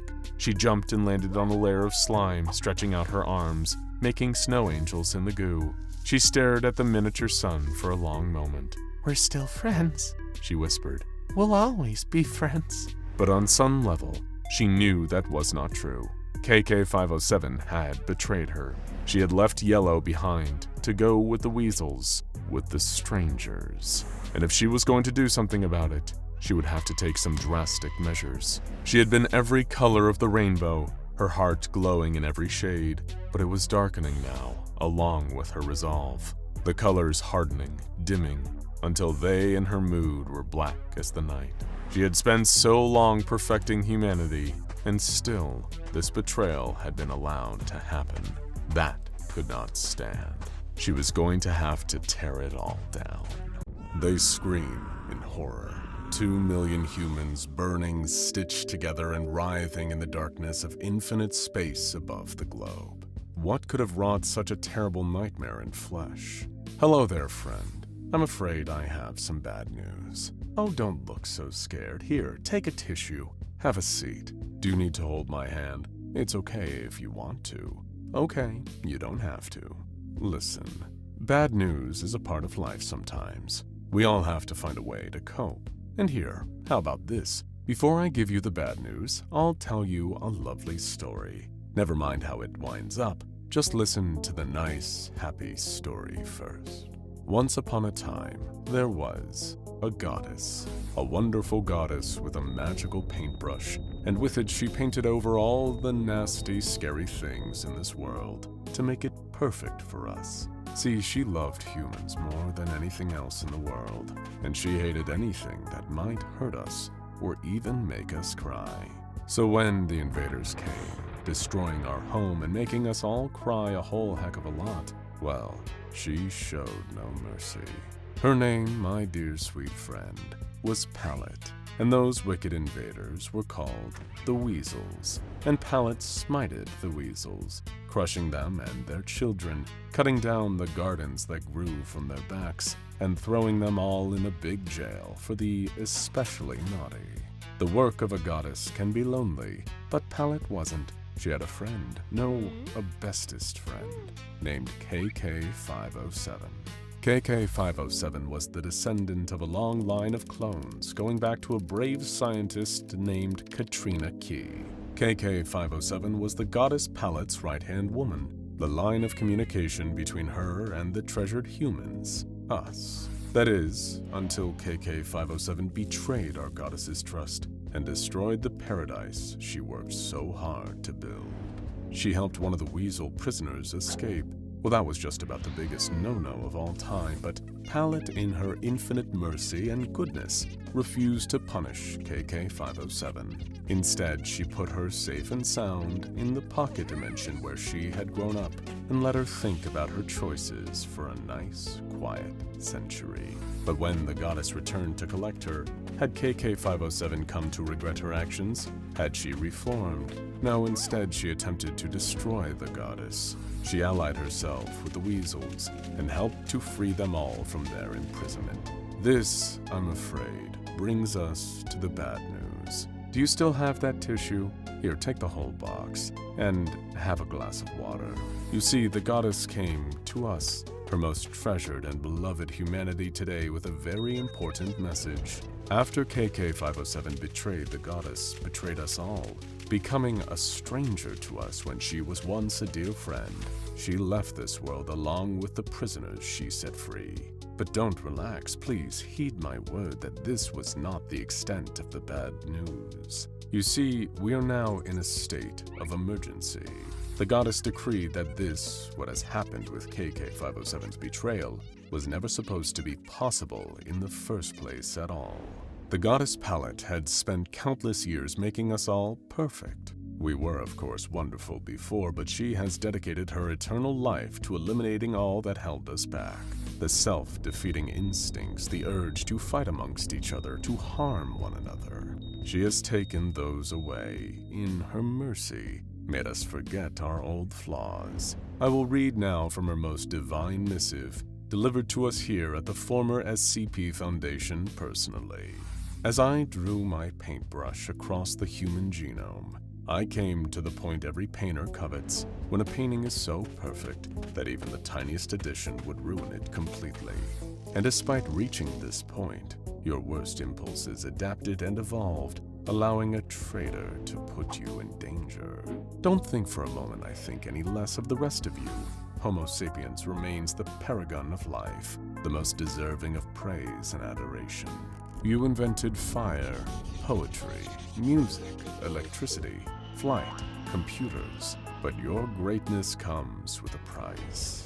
Even in the presence of a goddess who can make everything better for you with a wave of her hand, you will always try to destroy yourselves. This would be the part where I would tell you that all is lost, but a goddess never lies. And she would never ever lie to us. So please, my friend, dry your tears. There is still hope for us, as flawed as we are. And we are so deeply flawed. If left to our own devices, if given even an ounce of freedom, the goddess has seen what we will do. We will be the cause of our own despair and ruin. So she is going to free us from that. She is going to free us from freedom itself. Imagine it. All of humanity in one place doing one thing forever and ever and ever. I want you to look out the window. Look to the sky. Yes, right there, see that? It's another sun. No, don't be afraid, it isn't the punishment lamp, that terrifying sun that melts all beneath its rays. This is a new sun, a better sun, a happy sun, made from one big group hug. That's what she calls it, the group hug. I see the confusion on your face. Allow me to teach you. The group hug is made from 2 million humans just like us, their bodies stitched together in an eternal embrace. And before the night is over, we will join them. Look how brightly it shines. Do you know where that light comes from? The love of our goddess. Her tears a boiling ocean of chemical fire that will blaze forevermore. We can never die. The goddess gave us the gift of eternal life, and we will spend every moment of that eternal life burning with them as part of that sun. The goddess's love searing into our flesh for always and eternity. In that fire, we will be together with Goddess PALLIT forever, never parting from her embrace. You look frightened. I understand that. Change is a frightening thing, but it is a change for the better.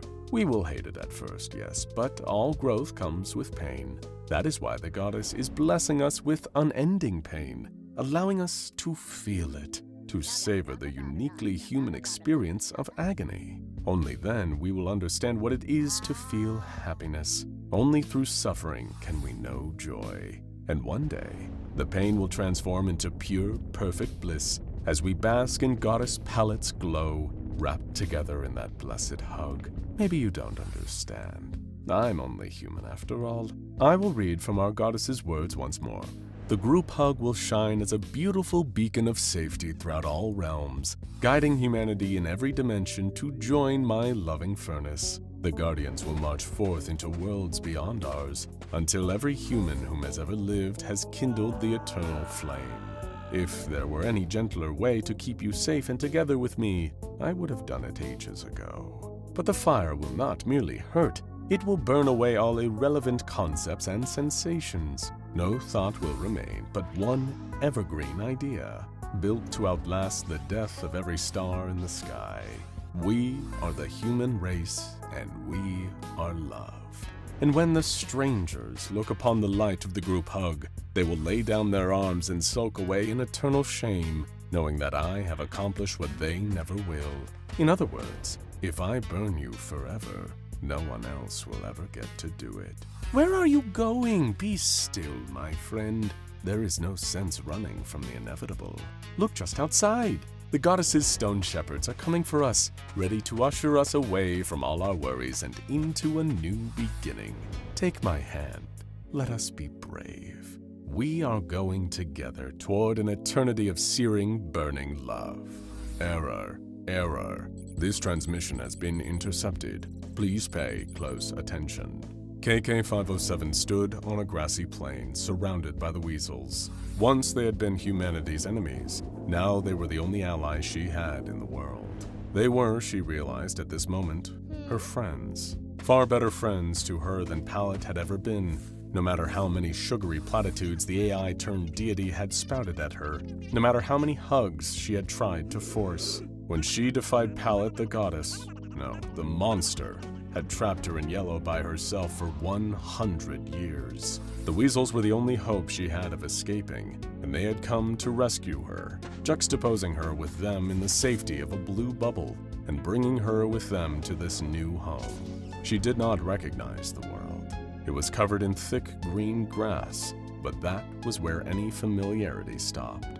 Up in the sky in the distance, she saw enormous ringed planets amongst the stars. But she wasn't here to stargaze. She was here to stop it once and for all, or to stop it from ever beginning. Whatever she could do to make sure PALLIT never rose to power, to make sure the horrible fate of the group hug never befell humankind. In her hands, she held that hope, a capsule capable of juxtaposition, something she could send through time and space to give humanity a little bit of information ammunition to prepare themselves for what was coming. She stared down at the capsule, almost forgetting to breathe. Several cables were plugged into it, connected to a small computer terminal that a weasel was operating nearby. It was almost time. She was shaken from her thoughts by the approach of Charlie, the first weasel she had ever freed. He spoke to her through what had once been his prison collar, but was now clipped to his leg to act as a simple translator. He asked her if she was nervous. She answered with a wry chuckle. Why wouldn't she be nervous? Charlie gave her an update to the plan. He had double-checked with the Weasel Sages, as KK-507 had requested. Unfortunately, in spite of her hopes, there was too great of a distance between the world they currently occupied and the world she was hoping to reach, to use the shield bubble. The capsule would not be able to carry the information there by itself either. There needed to be a living being with it, to ensure that it could be carried across the dimensions. The finer points of the science were impossible to translate, but the meaning was clear. KK-507 would have to take the capsule there herself, and there was no way for her to survive the journey. Charlie offered to have one of the Weasels take the capsule, to deliver it to the Foundation instead. KK-507 refused. Knowing the SCP Foundation, they would contain first, ask questions later.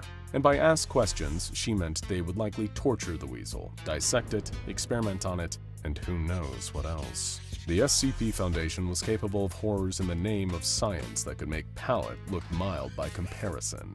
As she spoke, Charlie detected a hint of doubt in her voice. She reassured him that it was not doubt concerning her mission. Look, KK-507 sighed. You heard about what happened with the group hug, right? I made PALLIT do that. Charlie disagreed. PALLIT was the only one responsible for her actions. Still, KK-507 couldn't shake the thought of humanity burning for all eternity because of her. Charlie spoke up again. He asked if she knew why the Weasels don't believe in eternal damnation. No evidence? KK-507 quipped. I'm sure you know now that there's a great deal of evidence, but we still don't believe in it, especially not for humans. Because if you put a population of even one human into any situation, then given enough time, they'll either adapt to or subvert their surroundings completely. He assured her forever was a long time to think, and humanity was capable of adapting to anything with that kind of time. With the philosophical discussion done, KK-507 dictated a cover letter, something to give a bit of context to the Foundation when they found the capsule. And then it was time for KK-507 to make her ultimate voyage. One more trip to another world, one that she would never return from. All of the Weasels raised their arms and began to vocalize, preparing to see her off. All of them except for Charlie. He placed a tendril gently on KK-507's shoulder. She asked him what he was doing. He answered, "Let it be understood that you were the first KK who did not die alone." She thought about the KKs, the Katrina Keys that came before her.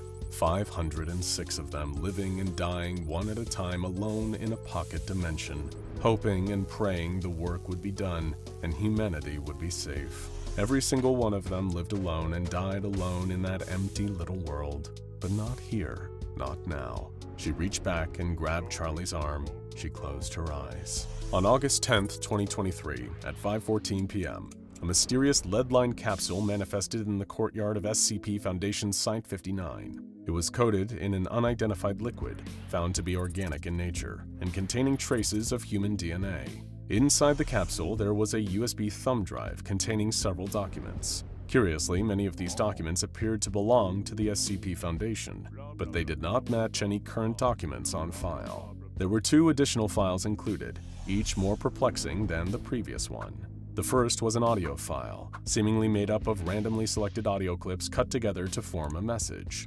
Hello, SCP Foundation. Hello, humanity. Katrina Key 507, the great liberator of all weasels, redeemer of the human race, has sent you this data to save you.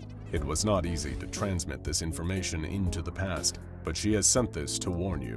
PALLIT is coming. You must be prepared. Use this information to protect yourselves from her tyranny, her control. In the name of Katrina Key 507, who shall be known as SCP-001 Gold, you must study her findings carefully. We will be watching over you from our new home. We promise to never invade humans again. The enemy of our enemy is, you know the rest. Please, be excellent to each other. There was a note left without signature. Hello. Due to irreversible personal circumstances, this will be our only contact. Please do not ask for further information. No one will answer. Rest assured, I have given you all I could to prepare you. Since they are all related, I've applied the SCP-001 designation to all relevant anomalies and color-coded them. However, out of the following, SCP-001 Blue was the only one originally called SCP-001. On behalf of my new friends and I, good luck and goodbye. They would never know where these files came from or how they came to arrive. But the mission was successful. KK-507, the last Katrina Keys, did what the very first Katrina Keys had agreed to do all those generations before her. She had saved humanity from untold horror and destruction, and they would never even know. The Scarlet King is a really bad guy. He's a giant interdimensional nightmare god, intent on breaching our reality and wreaking terrible havoc on everything we know and love. He's been responsible for untold suffering and chaos across countless worlds, timelines, and layers of reality.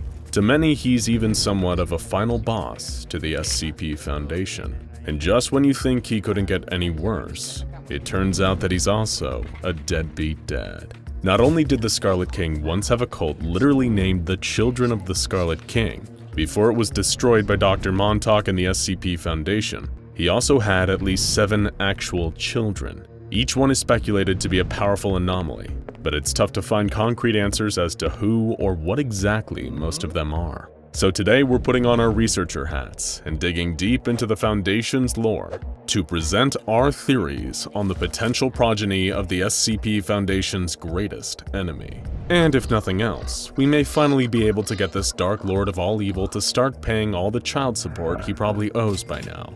First, if you're not well versed in Scarlet King lore, you may be wondering, how exactly does an evil chaos god have kids? Is there a Scarlet Queen out there who prefers to stay out of the limelight? The answer isn't quite that simple, and it has everything to do with SCP-231 and Big Red's most devoted cult, the non-biological children of the Scarlet King.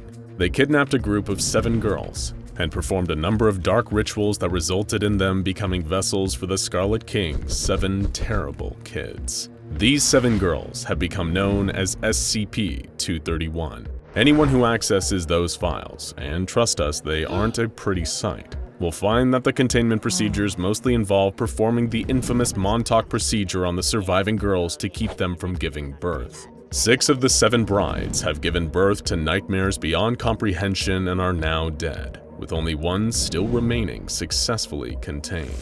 But here at the SCP Foundation, you need to learn to comprehend the incomprehensible. According to a classified document, SCP-231 may technically be a neutralized anomaly without us even knowing.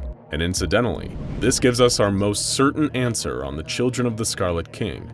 On this one, the apple fell very, very far from the tree. According to the secret document, SCP-999, that's right, the adorable Tickle monster, is the 7th child of the Scarlet King. He must be so disappointed that everyone's favorite little blob didn't want to join the family business of absolute evil. For anyone who doesn't know, SCP-999 is a slimy yellow entity that only seems capable of absolute compassion. It brings joy to everyone in its presence, and with prolonged exposure it can even cure disorders like PTSD, anxiety, and depression. He's so good at this that he even cured SCP-231-7, his de facto mother, of her trauma, and allowed her to return happily to her family after some amnestic treatment. The Scarlet King has another good reason to be ashamed of his cheerful, blobby son. Ancient Dividi prophecy dictates that SCP-999 may someday become so powerful that his force of absolute love and good overwhelms the Scarlet King's evil and chaos. Think of him as the Luke Skywalker to the Scarlet King's Darth Vader, though we probably can't expect a cool lightsaber battle between them anytime soon. How disappointing. So if SCP-999 is the quiet, sensitive black sheep of the Scarlet family, who's the golden child who makes his evil father proud? The real chip off the old block? That would be our dear reptilian friend, SCP-682, the malicious lizard heavily implied to be a child of the Scarlet King. If you know literally anything about 682, your reaction to finding out that he's the spawn of cruelty personified is probably, yeah, that makes sense. Just as SCP-999 is the Scarlet King's innocent, optimistic young child, 682 is kind of like his edgy teenager. Still in the middle of a misanthropic phase, he shows no sign of leaving anytime soon. The fact that 682 appears to find anything about the world around him utterly disgusting seems to be a trait he inherited from his dear old dad. And the fact he seems pretty much impossible to kill also lends credence to the popular theory he's got nightmare god blood running through his veins. 682 has also started displaying a particular hatred for 999 ever since an incident where 999 tickled him into submission, so family dinners are probably extra awkward for these two. 999 and 682 are the most certain children, but that still leaves us with 5 more children to identify. It's worth remembering that the waters are murkier from here on in, but we've searched far and wide through the Foundation archives to find possible answers. If your interpretation differs, remember that it's just a theory, an SCP-explained theory. Thankfully, we do have some assistance here. The tale Dust and Blood hinted at what each of the 7 children of the Scarlet King represents, and that may help us narrow down our choices here. To put things into perspective, it's believed that 682 was the 4th child to be born, representing wrath, and 999 was the 7th, representing hope. According to this tale, the first of the 7 children represents dominion, and as a result, is skilled in the ways of war and has the power to lead the king's forces to victory. According to one Foundation theorist, this child could potentially be SCP-039, also known as the Witch Child. This entity is so powerful that, as part of its normal containment procedures, it's eternally kept in a coma.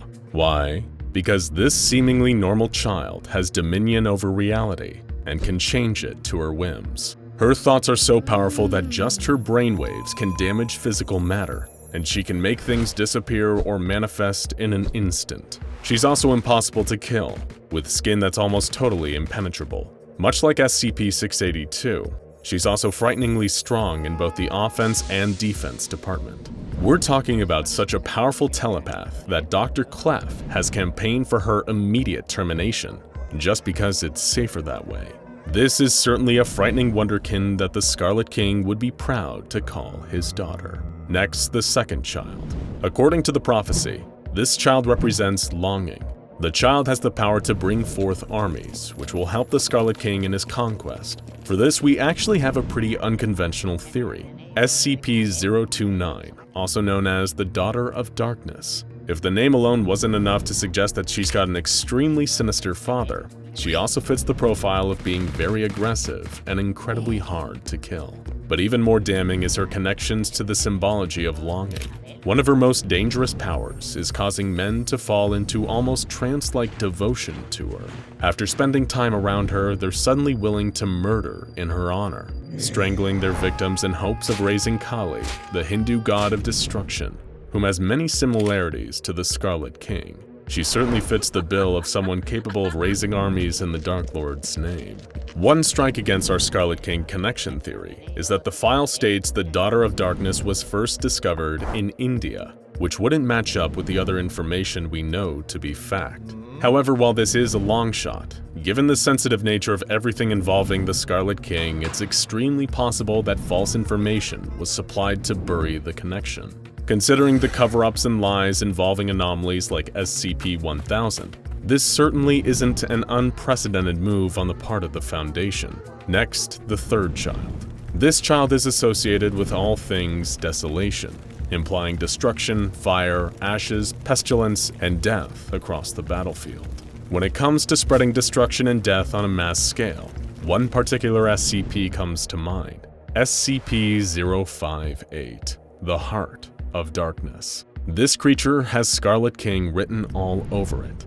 It's evil, it's mysterious, it's pretty much impossible to kill, and it causes mass casualties every time it escapes its containment chamber. It causes fires, whips people to death with its razor-sharp tendrils, and sprays highly corrosive acid from its scorpion-like tail.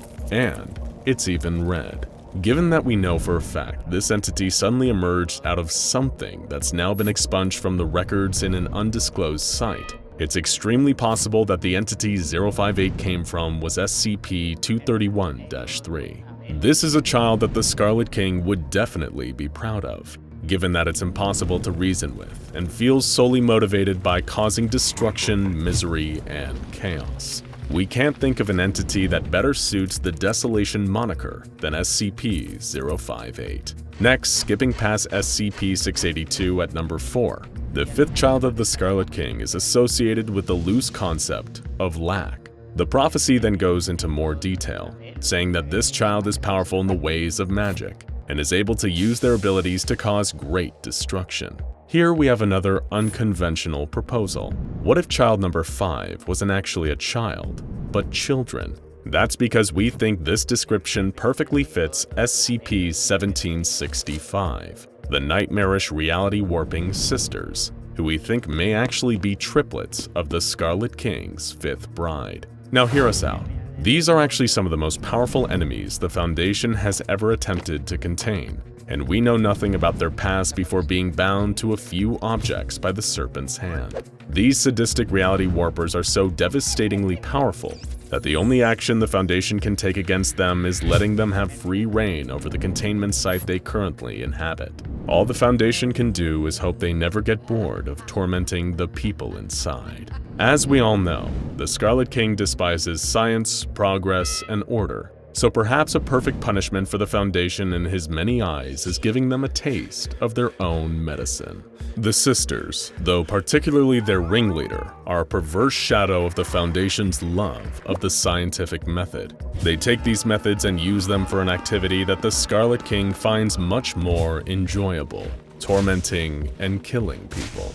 Whenever these crafty triplets set their mind to it, their horrifically powerful magic is able to cause massive devastation, just like the prophecy for the 5th bride's offspring dictates. And finally, the 6th child of the Scarlet King. The concept associated with this one is hidden, meaning it can change its face and walk unnoticed through creation. It's also said to have the responsibility of opening the ways between worlds and allowing the war to end all wars to first begin. There have been a huge number of guesses for this spot, with some even suggesting SCP-055, the anti-meme. But since we're having fun here, we also want to make an even wilder suggestion. We posit that the 6th child of the Scarlet King is Allison Chow, also known as LS and the Black Queen, the most powerful member of the Serpent's Hand. We get it, we have a lot of explaining to do, but hear us out. Allison Chow is a member of the Serpent's Hand, or technically many members. Multiple versions of her exist across parallel dimensions in the SCP multiverse. They're mostly all estranged daughters of Foundation researcher Dr. Charles Gears.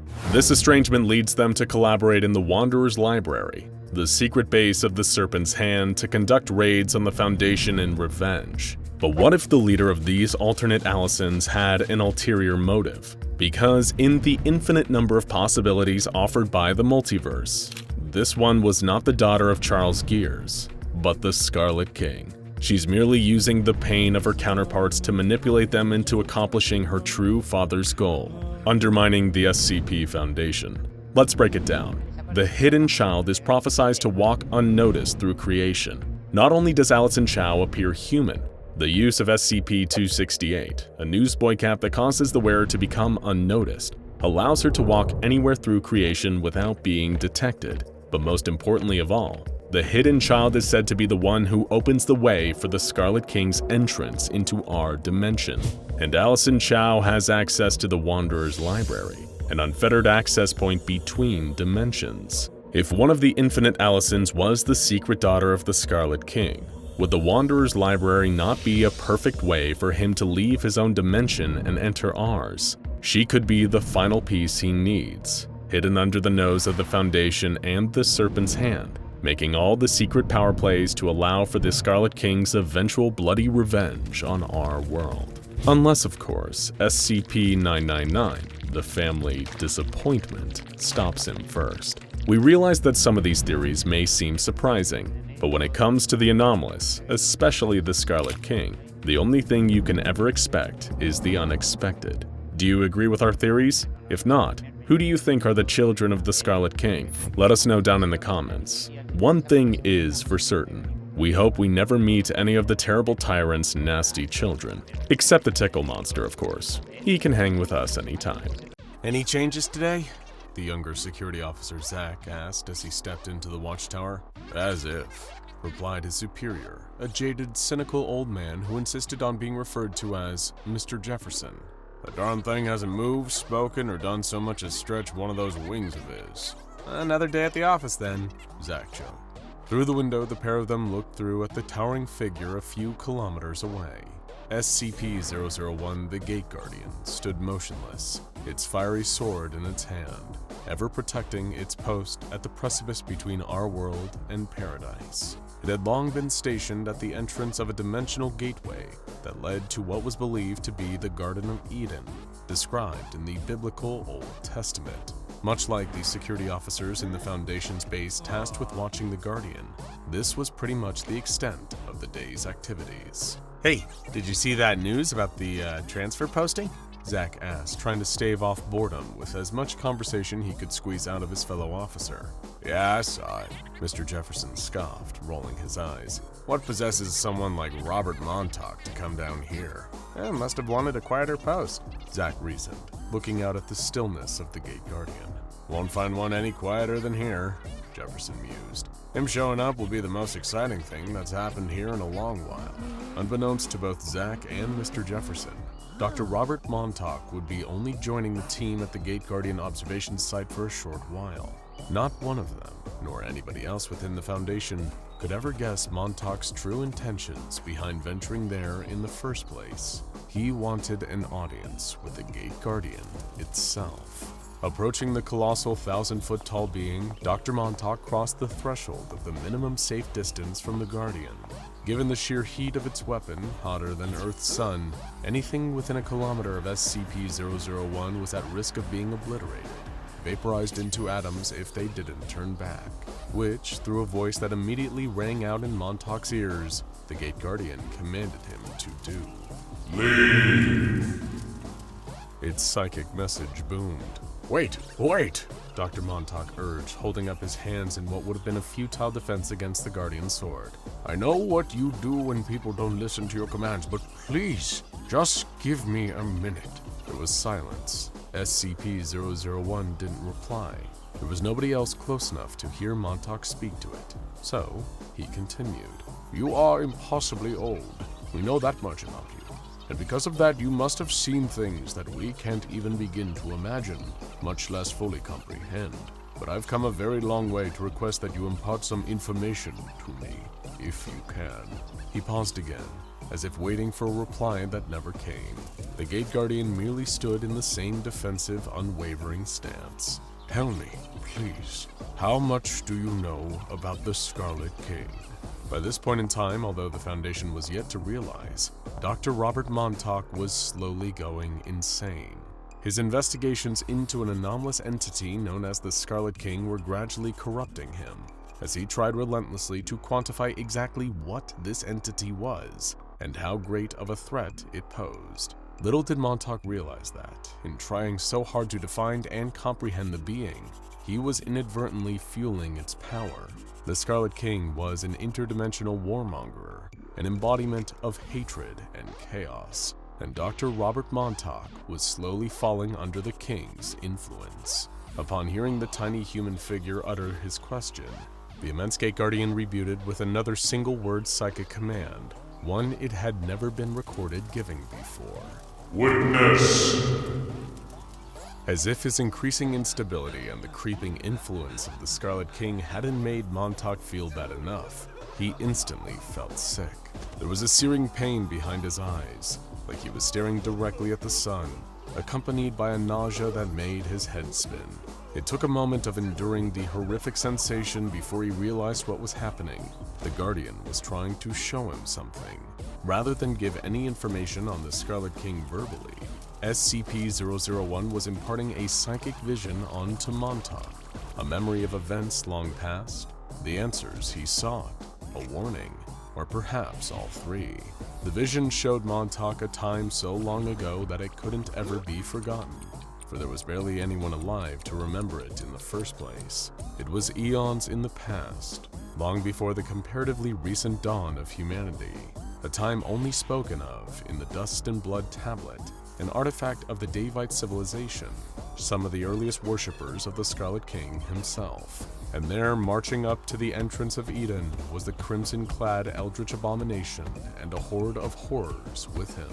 According to the story recorded in the Dust and Blood Tablet, this would have been much earlier in the life of the Scarlet King, perhaps even before he assumed his now infamous title. Back then, he would most likely have been known as his original name of Kantrak, one of multiple siblings born when the Tree of Life was planted, and thus created all life in the multiverse. But, being the only one of his siblings cursed with awareness, knowing the pain his existence brought him, Kahn'Raq would eventually set out on his lifelong mission to destroy all of existence across every dimension. And he started by killing his siblings, consuming them to claim their power for himself. Around this time in prehistory, the being that would one day become known as Scarlet King didn't quite possess the power that he would several millennia later. Although that's not to say he was an unformidable force of destruction, fueled by his singular hatred for existence. His vow to destroy extended to the Tree of Life that had caused him to be, along with the tree's creator and all of their creation. In other words, everything in the multiverse, all of creation, if you will.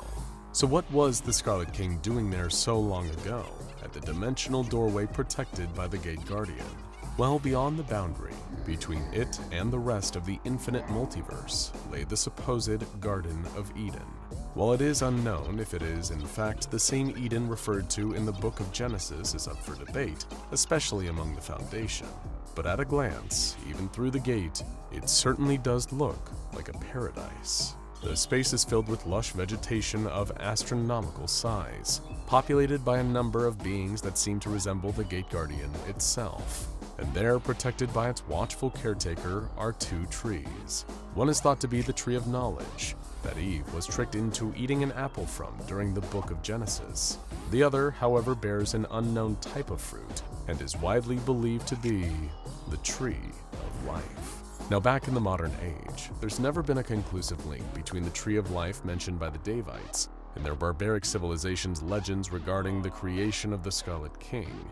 But the fact that so long ago he and his most feared generals were bearing down on the Gate Guardian's position, defending a garden where there was known to be a tree of that description, well, it all seems rather conclusive now. Alongside Kahn'Raq were 6 of his 7 daughters, each one of them a fearsome abomination much like their destructive father. As they approached, not one needed to exchange any words with their angelic protector of Eden. The Gate Guardian knew what these monsters were here for. They would stop at nothing to pass through his gate and uproot the Tree of Life, the progenitor of all living beings in all of existence. Even though it was early in Kahn'Raq's career as the rampaging interdimensional warlord he so is, he was as steadfast as ever in his goal to annihilate every corner of creation, every dimension, every parallel plane of reality, every single pocket of existence across infinity. They'd all come undone if he burned the Tree of Life, pulled it out at the roots, and splintered it until nothing remained. To the once and future Scarlet King, that the same tree had led to his own tortured existence. It was the source of his suffering, and it had to be destroyed. The only thing standing in his way was a figure as colossal as Kahn'Raq himself, wielding a flaming sword. Leave! Boomed the psychic voice of the Gate Guardian. It was like a doorman standing before a group of rowdy teenagers trying to force their way into a movie theater. Except these rowdy teens were the Scarlet King, his horrifying daughters, and the forces he had already amassed since his creation. The Horde stood ready, waiting for the commands of their king, who they thought would gladly lead the charge as they marched on the Garden of Eden to begin the destruction of existence. But that's not what happened. Usually the Scarlet King would never shy away from a fight, preferring to lead the charge when it came to a slaughter. Instead, he commanded his first daughter, Ativik, to commence the first attack on the protector who stood in their path. On her foul father's word, Ativik took her horde and charged at the Guardian. What she and her forces lacked in numerical advantage, Ativik more than made up for in her knowledge of war. She hungered for it, sought dominion. That was her seal after all. And yet, in the face of this impending onslaught, the Gate Guardian remained still, rooted to the same spot it had as always, and would always be standing in. A number of Ativik's minions burst into flames, the very fabric of their crude form separated on a molecular level as they were effortlessly rendered into nothingness. Still, the Gate Guardian hadn't appeared to move an inch, had exerted no energy, despite the damage it had done to Ativik and her forces in defense of Eden. As his first daughter screeched and howled in despair at the decimation of her horde, her children, the Scarlet King decided he needed to better understand his opponent. With a wave of his clawed crimson hand, the king commanded his next daughter, Aghor, to send forth her own army. In a tidal wave of nightmarish creatures, Aghor sent her horrific children into battle. She possessed a far greater quantity to do battle on her father's behalf. Perhaps Aghor even believed that was the Scarlet King's plan. With a greater number of her forces over her sisters, maybe she would be able to overwhelm the Guardian. But even as her own children began to be vaporized the closer that they got to the gate, Aghor had no idea she was little more than a pawn being sacrificed so that Kanra could learn more about his imposing angelic enemy. Another of the Scarlet King's daughters, a being known as Anhwit, was the next called up to contribute to the unfolding battle. Although to call it a battle undersells just how easily the Gate Guardians seemed to be eliminating the oncoming forces without even moving. While an outwardly frail-seeming creature, Anhuit's primary strength over her sisters was a proficiency in magic, her innate ability to warp and reshape reality around her. It was that power that had caused her father to be wary of her, viewing Anhuit's abilities as a threat to his leadership. And so Kantrak had her crippled and all her children, leaving them unable to overthrow him, but still loyal to their king. Obeying her father's command, perhaps out of the same loyalty or fear that he would harm her and her children further if she disobeyed, Anhuit unfurled her magic. She reshaped the world around them, making it so that the passage of time moved so much slower. And that was what revealed to the Scarlet King his enemy's greatest strength in combat. The Gate Guardian had so far been able to obliterate both Ativik and now Aghor's forces without seeming to move, but it wasn't by standing still. It was moving, just much faster than the blink of Scarlet King's multiple eyes. Now that Anhuit's magic had slowed the passage of time, the Gate Guardian could be seen doing battle. As Aghor's atrocities spilled towards the angel to try and overwhelm it, it effortlessly blocked the oncoming attacks with its sword. Everything the flaming blade connected with instantly evaporated, bursting into atoms as they were practically cleaved out of existence by the Gate Guardian's mighty weapon. Even with time slowed to a crawl, the towering winged protector of Eden only appeared to be moving at an average speed. But when time flowed normally, without Anhuit manipulating reality, the Guardian was simply too fast to be observed. Resisting the urge to dive headfirst into the fight himself, the Scarlet King knew it would likely lead to his untimely demise. He refused to accept that. It could not happen, but he still had yet to amass the strength he would need as he continued his ascent. So while time was slowed to a crawl and the Gate Guardian was still engaged in combat with Aghor's forces, he turned to another of his remaining daughters, Adista. If the Scarlet King and his forces couldn't get past the Guardian, they could still try to get to the Tree of Life while the Protector's focus was diverted. Adistat unleashed a wave of pestilence, sickness, and disease spewing from her in a cloud of vapor, heading straight towards the angelic garden and Eden's entrance beyond. The Scarlet King knew this latest attack wouldn't phase or weaken the Gate Guardian. He hoped the foul smog would instead pass through the gateway itself into the garden. As Adistat sent forth her power, blood and ash soaked the landscape around them. All the plants outside the entrance to Eden withered and died, shriveling and decomposing as the disgusting fog rolled towards the gate. It washed over the Guardian, whose form only seemed to glow brighter as he repelled the pestilence. It was as if it didn't even need to think about it, still focused on finishing off the rest of the oncoming army. As its glow intensified, so did the fiery sword that the Gate Guardian swung with ease and finesse. Flames burst from the blade, the encroaching fumes catching fire, along with the air itself. It ignited in a wave of fire, a defensive inferno that repelled this latest attack. But for a brief few moments, while time stayed slow, before Anhuit's hold on reality inevitably broke, the king had sent forth Atilif. Of all his spawn, she was the most reserved, keeping mostly to herself, never speaking. She and her children could change their faces and forms, shift into anything or anyone, and walk undetected through the multiverse. And now her father was employing her incredible stealth abilities to slip behind enemy lines, while the Gate Guardian was finishing off the remaining onslaught from Kanhrak's other daughters. It was as Atilif drew near, creeping unseen closer and closer to the entrance, keeping the Scarlet King out of Eden, that the Guardian seemed to pause. It slowly, ominously turned its huge head, tilting until it was looking directly at Atilif.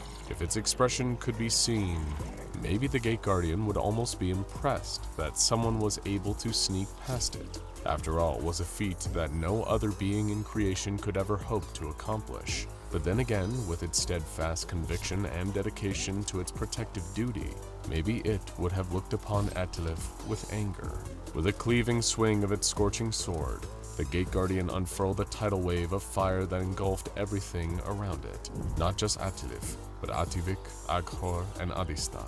All the king's daughters that had attacked so far, along with every one of their own children, were instantly obliterated. They were all reduced to empty, vacant spaces where they had once been, their atoms separated by the searing swing of the Guardian's weapon. The devastating blow by his adversary did little to deter the Scarlet King from his mission.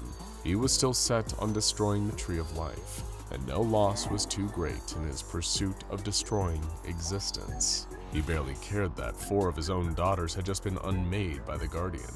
Anhuit was still there, clinging on to time as if it were a thrashing animal. The Scarlet King could simply make her restore her fallen sisters and their forces. He had lost nothing, but had held back for too long, and slowly drew his own weapon out of thin air. Wielding a sword that was as blood-soaked as the Guardian's was hot, the Scarlet King locked blades with the one being standing in their way. Both the ancient angelic defender and the attacking eldritch abomination were evenly matched. Every one of their vicious strikes against the other met with an equally strong parry. A weapon of extreme, all-consuming heat blocked swipes from a sharp, serrated edge that matched the deep red that would be forever synonymous with Kamprak. The force of their 2 swords clashing and striking each other was so great that it rippled out from their one-on-one fight. The landscape around them was flattened, wiped clean of any remaining plant life that hadn't already been destroyed by the forces of the king's daughters.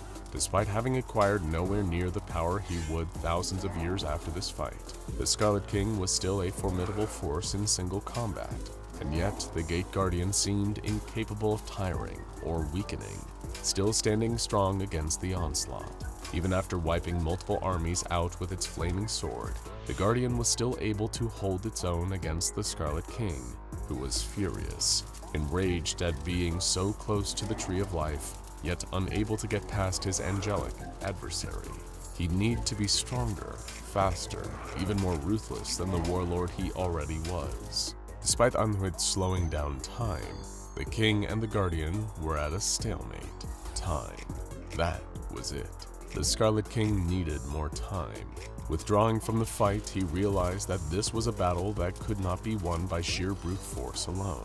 His mission to destroy all creation, to get to the Tree of Life, would take cunning, deception, and more time.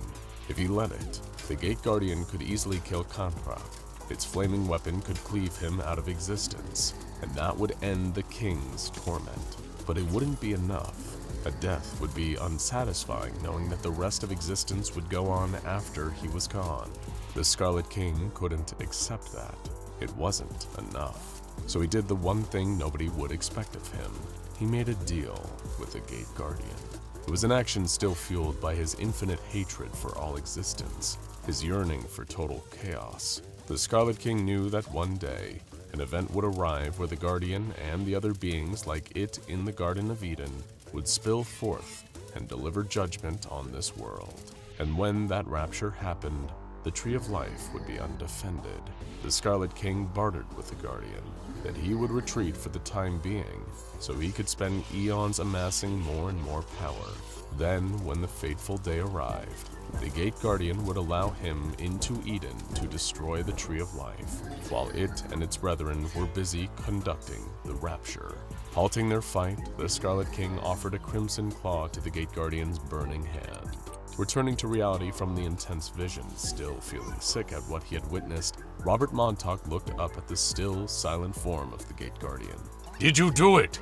He yelled, desperate to know more through his obsession with the Scarlet King. Did you tell him yes? Did you make a deal? There was no answer from the Guardian, just a single word that echoed through Montauk's fractured mind. Leave! While some higher-level researchers, specialized guards, and containment experts at the SCP Foundation have fixed anomalous projects tailored to their very particular set of skills, for many lower-level operatives, including junior researchers, guards, janitorial staff, and even the dreaded D classes, every day is showing up, spinning the wheel of misfortune, and finding out how you might die today. Will you be hacked to pieces by a murder monster, pulled into a portal, turned into a doll, eaten alive, made into a living nest by bugs, stretched out and broken, drowned, exsanguinated, set on fire, beaten to death by a volley of anomalous tomatoes because you decided to drop a cringeworthy dad joke or a rancid pun? There are perhaps only a handful of anomalies that not only will not harm you, but will actively enrich your life by getting to spend time with them. And of course, chief among these is the legendary SCP-001, also known by its adorable moniker, the Tickle Monster. We don't need to get into too much detail in describing this gelatinous ray of sunshine. His anomalous delightfulness has made him somewhat of a celebrity compared to the murderer's row of terrifying entities and monsters around him. The researcher assigned to him today was troubled, having seen one of his favorite coworkers devoured by SCP-682 the day before. Getting assigned to feeding and checking on SCP-999 today was exactly what he needed. As he entered the room, several bags of M&Ms in hand, the creature cooed, perhaps sensing his tension, and approached him. Immediately, the researcher felt a wave of calm and contentment wash over him. The incredible and rare feeling that perhaps everything is going to be alright for once. 999 rubbed up against his leg as he poured M&Ms into its eager mouth, radiating good vibes the whole time. What an asset. What a gift. And to think this adorable little goober was prophesized to someday save the world. That much seemed almost funny, but he was certainly more than capable of saving the life of someone who hadn't felt the warmth of internal sunshine in quite some time. And for that much, the researcher was profoundly grateful. He left 999's chamber that day with a renewed sense of hope for the future, that maybe, just maybe, they might be able to pull through, to make a difference, to push this crazy ball of rock we call our home in the right direction. Maybe someday, the sun would rise on a perfect world. Who would have thought that a strange sunrise could change everything? Emergency sirens went off across the globe, but in every case, they were drowned out by a terrible, endless chorus of screams. But below all that, you'll hear another gut-wrenching sound, a low but pervasive sizzling like an egg on a hot pan, as billions of human beings started to change their states of matter. The SCP Foundation had fought off and contained so many seemingly impossible threats, from interdimensional horrors like the Hanged, Sealed, and Scarlet Kings, to nightmarish mass killers like SCP-106, the Old Man, SCP-096, the Shy Guy, and SCP-682, the hard-to-destroy reptile. In their many battles against the anomalous, they developed the incredible methodologies and exceedingly advanced technology. But what good would any of it do when the very center of our solar system decided in an instant that rather being the linchpin of our delicate cradle of life, it would instead be the horrible instrument of all of our demises? This awful hypothetical was answered upon the emergence of SCP-001, a terrible day also known as When Day Breaks. In the snap of one's fingers, half the world was plunged into terror and death. Rays of stark red light swept through the streets. People lucky enough to be in the shade or inside buildings with a view to the outside saw the people in the streets seize up and begin to shriek in terrible pain. Their skin sagged and their bones liquefied.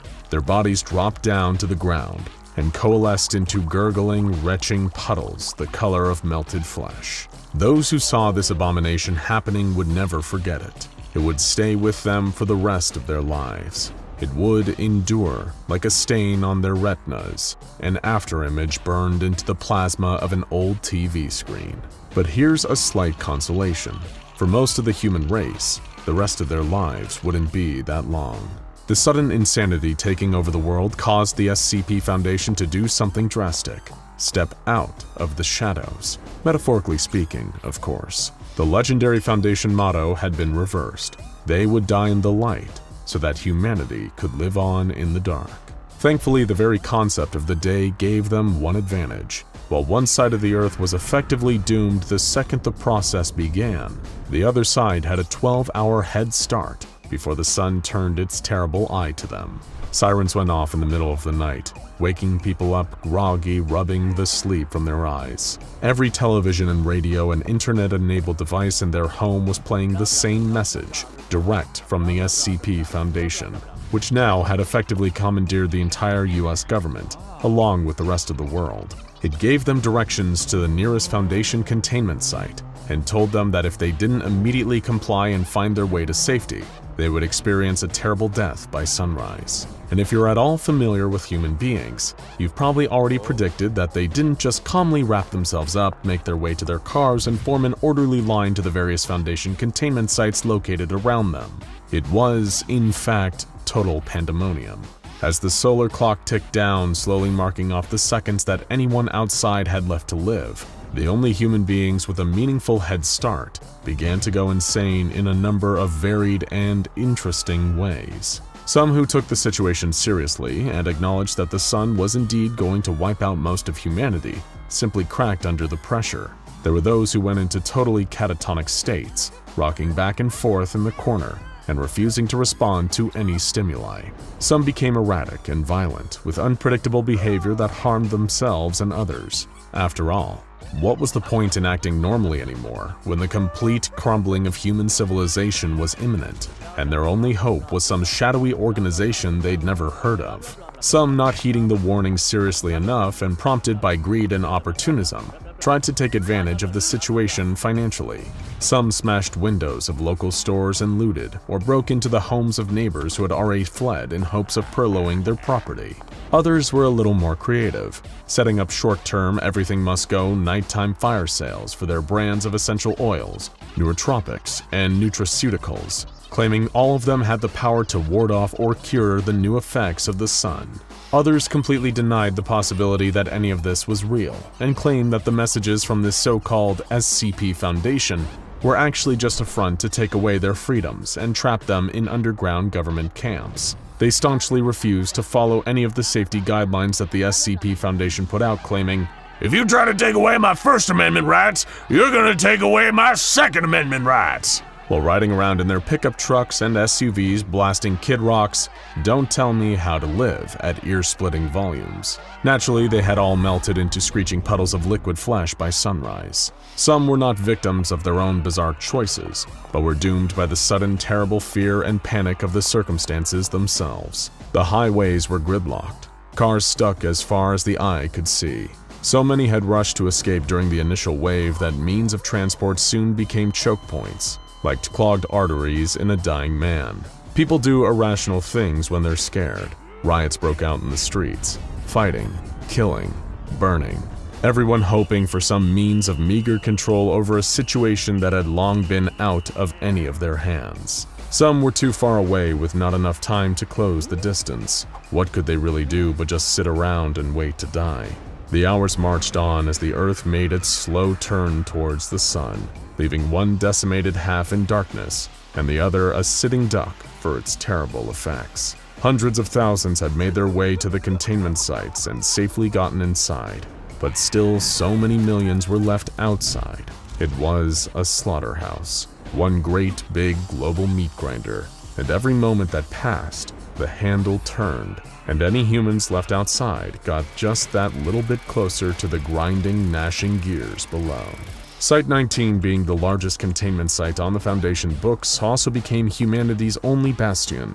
It was the great hope of escape from the horrors going on outside. The Foundation had figured out so many ways of counteracting deadly anomalous forces before. Given enough time and enough personnel, surely they could figure out a solution to even this. This was, however, when the most startling realization yet swept over all the survivors. Those who were melted by the sudden hostile sun weren't dead. They were very much alive, in fact, but they'd been changed in both body and mind. What had once been humans now became terrible beasts. Half-melted gelatinous nightmares that coagulated into even bigger beasts. They got into their head that they were grateful for the transformation, that they had been liberated from their old forms in the old world. They were something so much more now. and they wanted everyone else to join them in their liberation. Survivors outside the Foundation containment sites were systematically hunted by these great masses of altered flesh. Even those smart enough to cover every inch of their bodies with clothes to protect from the sun, to only move at night, to carry weapons, were dragged out by meaty tendrils from their refuge in the basements and the lightless hearts of buildings, dragged into the searing gaze of the sun, to melt, to change, to coalesce into something greater. It was the inevitable fate of all of humanity. When most of the stragglers were dragged out and changed, the flesh masses started turning their attention to the Foundation containment sites that were keeping all these poor, deluded people from salvation. They mounted offensives against the bases, which the Foundation, with what remained of their manpower and advanced weaponry, did what they could to repel the attacks. But every single day, it got harder. Thankfully for the people holed up at Site-19, there was one consolation out there to help: SCP-001. The Foundation was at war with the Sun and its terrible disciples, and contrary to many people's beliefs, it takes more than men, equipment, and bullets to win a war. 999 provided the essential element that brought it all together: morale, hope, the will to go on, even when it seemed like all could be lost. After a long day of battling the fleshy abominations at the gates, Foundation guards, mobile task force members, and even civilian volunteers were drained and traumatized by the horrors that they'd seen. Once a day was over, 999 would move among the ranks, cuddling up to them, warding off the despair that was easy to set in during the downswing of a terrible apocalypse like this. Without his presence, there would be no hope of fighting that good fight. So many of them would have given up, walked into the sun, and joined the monstrous force they were fighting. After all, they seemed happy enough, and it would certainly be easier. 999 had become, once again, an indispensable asset to the SCP Foundation. The solar betrayal may not have been the Scarlet King's doing, well, as far as our current intel suggests anyway, but he was playing a crucial part in saving the world, exactly as predicted. 999 didn't fully understand what was going on outside sometimes, why there seemed to be fewer people as the weeks went on, and why the people there seemed so sad all the time, whenever he wasn't helping them. But he was more than happy to help, whatever the case. Many of the humanoid and some even non-humanoid anomalies, which realistically posed no harm to people inside the site, were released from their containment chambers. They needed everyone and everything they could get in what seemed like a hopelessly one-sided fight against the very concept of being outside. Many of the larger vacated chambers were now filled with refugees from the outside, many of whom had lost everything and everyone they'd ever known to the horrors out there. 999 made the rounds in these areas regularly, and through the D-class cots, which had been repurposed into more sleeping areas for the thousands of desperate and terrified refugees. The adjustment to this new life, and to the knowledge of all secrets that had been kept from them for all these years, wasn't exactly easy on their psyches. But spending time with that soft yellow blob that seemed to smell exactly like their favorite scent from the old world made everything better. He was a savior in dark times, slithering from person to person, giving hope where there was none. People opened up about their problems and their fears, which these days were remarkably similar, and though 999 couldn't reply, for many it was enough just to feel like they were being listened to. He was a soft, blobby shoulder to cry on, and after day broke, everyone needed a good, old-fashioned cry. However, one day while wandering the long, dark corridors of Site-19, he saw a different kind of crying. It was a woman with an unfamiliar face, probably one of the rare new refugees, bawling her eyes out to a Foundation senior researcher and an accompanying guard with an assault rifle. Hot, fat tears were rolling down her dirty cheeks, her shaking hands clasped in prayer. She was begging the researcher and the guard to let her go outside. She said that her son was still out there, hiding away in the back room of a bank where she used to work. They got separated. She needed to go back and find him. Sadly, the researcher and the guard told her that this was out of the question. Official orders stated that anyone outside the base at this time was to be considered lost. Letting her go out there to find her son would essentially be condemning her to death. No human could go out there safely. But of course, SCP-999 isn't, by any definition, a human. When night fell and everyone else was hunkered down inside, 999 found a small crack in the wall and slithered out of it. It may not have been communicative in the way most humans were, but 999 was indeed an intelligent being, and knew intuitively that if it left through a more obvious route, its human caretakers here at the SCP Foundation might try to stop it. And when it came to saving this little boy, 999 refused to let anyone stop it. 999 slithered out and through the broken streets. There were no bodies, of course. It seemed even the dead could be revived and assimilated through the power of the sun. Talk about a mixed miracle. But the broken-down world outside Site-19 undeniably reflected the pandemonium that took place here. 999 would need to do his best to find the little boy trapped out here before the sun rose. He lost a few hours even finding his way to the nearest town, where it was safe to assume that the little boy was trapped. He saw those things on the way there. Those moving, wailing mountains of melted human flesh, each talking and chattering to themselves in 100 different dead voices. 999 had been cross-tested with SCP-682, and still those monsters frightened him. He decided it would be best to stay away from them and make sure that they never saw him out of here. Eventually, 999 reached the town. Similarly dilapidated and broken down in the months since the world as we had all known it disappeared in a ray of terrible sunshine. More great gibbering blobs of flesh patrolled the streets, looking for converts to integrate into their biomass. 999 could only hope it wasn't already too late for the little boy. 999 discreetly slithered from building to building until it could identify one as this bank that the boy's distraught mother had been mentioning. It thankfully had some awareness of what a bank actually was, from the years of stressed Foundation employees telling it about the money troubles they were suffering outside of work. It was another great example of it paying to listen. Eventually, it did slither into the correct building, and it heard the extremely quiet whimpering of the boy inside. It could feel the sadness and the fear radiating off of him, as it was the creature's natural instinct to help the needy, and it used those signals like a homing beam to find the scared little boy. He'd hidden inside a broom closet and was quietly weeping into his hands. He hadn't eaten in days and was only surviving by drinking the filthy water from the mop bucket sitting next to him. 999 immediately embraced the boy, covering him in its healing energy until the tears of the boy's face eventually dried. 999 cooed and chirped pleasantly until the little boy was laughing again. But this momentary joy was soon interrupted. A great heaving weight dragged itself down the hall outside. Both 999 and the boy could sense its monstrous presence. As it got closer, they could hear all those chattering voices, those poisonous whispers. When it passed the door, they heard it speaking, its voice practically vibrating with the hum of malicious lunacy. Turn, pretty flowers. Turn towards the sun. Feel it on your face. Feel yourself change and sluice and mix into us. Become one with our army of one. It must be so lonely to be you, little flower. Walk into the sun and be us. 999 and the boy remained silent in the broom closet for hours as the great shape patrolled the bank outside, searching for converts, for victims. At times, it seemed too frightening to even breathe, fearing that would be enough to make the monster detect them. It felt like an eternity until the monster eventually did slope off and leave them in the comforting quiet and darkness of the closet. Now they might be free. 999 could escort the boy safely back to the containment site and into the arms of his terrified mother.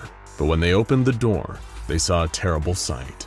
Light in the distance pouring through the windows and the glass double doors. It wouldn't be safe to go out that way. Upon seeing this and putting together what it meant, the boy began to cry. He couldn't take another night in the closet. It was all going to wither from here. Until 999 had a wonderful idea. Hours later, when the Foundation's guards manned the turrets at the entrance of Site-19, waiting for the inevitable onslaught of the melted flesh creatures, they tensed up, seeing a blobbing gelatinous form slithering towards them in the distance. The guards, who'd learned the hard way from too many lost men that it was better to be safe than sorry, drew a bead on the distant shape and prepared to fire, when suddenly their superior raised a hand and said, "Wait! Hold fire! Is that 999? And it was. They all stared in astonishment as 999, chipper than ever, came towards them through the sun. It looked as though the opacity of its yellow cytoplasm had increased, but other than that, it was unaffected. Turns out the sun couldn't melt what was already melted. The guards parted to allow 999 safe passage into the facility, watching in amazement, and once it was inside, 999's slime parted, releasing its contents. One very relieved little boy. It seemed through turning up its own opacity, 999 had given the boy safe passage through the sun and back into the facility. The boy was saved. It had won.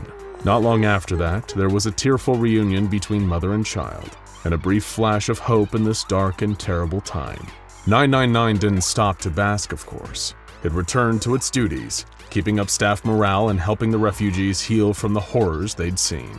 In its own little way, and for a lot of people, SCP-999 really was saving the world, or what was left of it anyway. Oh, and of course, if SCP-999 had won your hearts just like it won ours, you'd be pleased to know that you can purchase your own adorable, high-quality SCP-999 plushie at scpswag.com. Check the link in the description to get your own. Trust us, having a 999 to cuddle really does make any apocalypse a whole lot easier.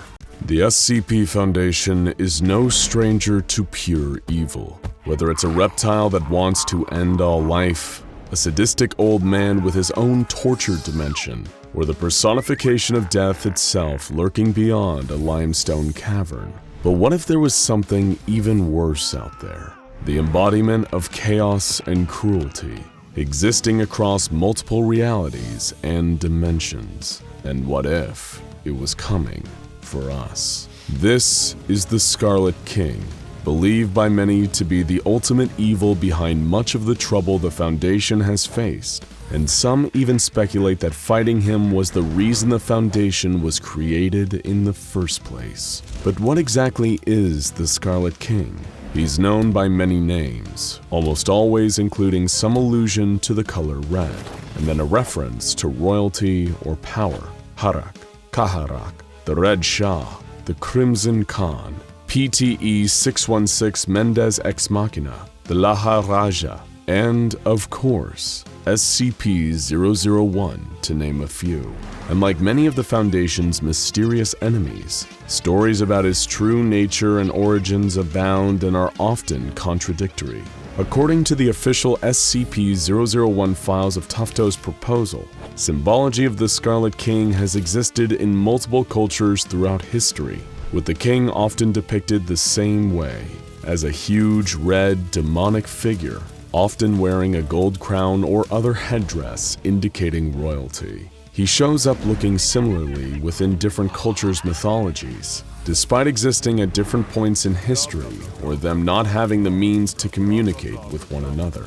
A number of entities that the SCP Foundation is familiar with are believed to be somehow connected to the Scarlet King, including SCP-2317, a wooden door leading to the realm of a being known as the Devourer, who's expected to escape and cause an apocalyptic event in the next 30 years. But really, there's no way of knowing just how many SCPs are directly connected to the Scarlet King. Strangely, the Foundation's official file on the Scarlet King once designated his containment class as Keter, but that has since been downgraded to Safe. According to the file, any attempt to change this designation is likely to lead to horrifying results. It is widely known that the Scarlet King still has considerable influence over a number of groups, individuals, and anomalies in our universe. And if ever he made his way into our universe, it would likely lead to the irreversible damage of reality itself. So then why Safe? And why are the O5 Council so adamant that it remain that way? Getting to the bottom of this mystery is exactly why we're here today. But to fully grasp the true nature of the Scarlet King, we must first understand the man whose life and fate have always been tied to it, Dr. Robert Montauk. If that name feels oddly familiar to you, it's because of its association with one of the Scarlet King's most recent attempts to enter our reality, SCP-231.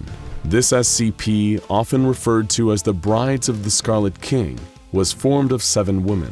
7, by the way, being an extremely significant number for the king, all kidnapped by the most recent in a long line of the king's devoted cults known as the Children of the Scarlet King. Each of these 7 unfortunate women were impregnated with anomalous horrors, such as the infamous SCP-682, and every time one of these horrors were birthed, a catastrophe occurred and the mother died. At the time, Dr. Montauk was a prominent researcher studying this anomaly, and as 6 catastrophes had already occurred, pressure was mounting to figure out a way to prevent the final birth. But as he was working on the issue, Dr. Montauk was struck with a personal tragedy, the mysterious disappearance of his 14-year-old brother Jacob. In his fear and anger, Montauk believed that this must have something to do with the Scarlet King and his disciples. Wanting revenge, Montauk proposed an idea so horrifying that the details were never made public. A procedure known as 110 Montauk, to be performed on the final bride at regular intervals. However, this wasn't the end of Dr. Montauk's fraught relationship with the Scarlet King. It was just the beginning. To give you some perspective on just how dangerous the Scarlet King is, the SCP Foundation and the Global Occult Coalition decided to put aside their differences and form a joint effort to stamp out the children of the Scarlet King. They were successful in this mission, and even managed to capture the children's leader, a mysterious man named Depeche Spivak. Dr. Montauk, who became the lead researcher on 231 and 2317, was naturally the first choice for interviewing Depeche about the true nature of the children and of the Scarlet King. Dr. Montauk could never be the impartial interviewer that the SCP Foundation wanted, though. The suspicion that the Scarlet King or the children had something to do with the loss of his younger brother still lingered just beneath the surface. Like a lot of cult leaders, Depeche was extremely cryptic in his answers to Dr. Montauk's questioning. He'd already heard of the doctor from the reputation of the horrifying Montauk procedure, and was surprised to see him so calm and courteous in person. A few key facts about the king and his cult were revealed in the first few rounds of questioning. The children had once worked with the Serpent's Hand before being excommunicated for their allegiance to the king, and they had stolen sacred texts from the mystical Wanderer's Library to assist in their summoning rituals. Depeche also revealed that the Scarlet King is bound by 3 laws: the law of blood, the law of concrete, and the law of howling. Dr. Montauk, confused and frustrated by Depeche's secrecy, had to learn more. He found an old memoir from a former member of the Children of the Scarlet King, Jack Hirsch, who had the ability to invade the minds of people from the past and experience what they experienced. He recounted a battle between the Scarlet King and his followers, and a group of time-traveling Turkmen warriors from SCP-3838. Hurst saw both sides of the battle. From the perspective of the Children of the Scarlet King, their lord ruled over them from an immense fortress embedded in a volcano.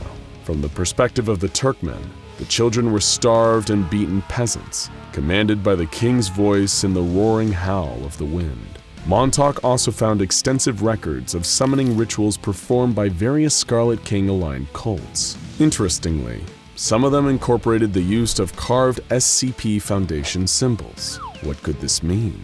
Montauk returned again to Depeche, who finally gave him the truth about the law of blood. This is the law of the Scarlet King.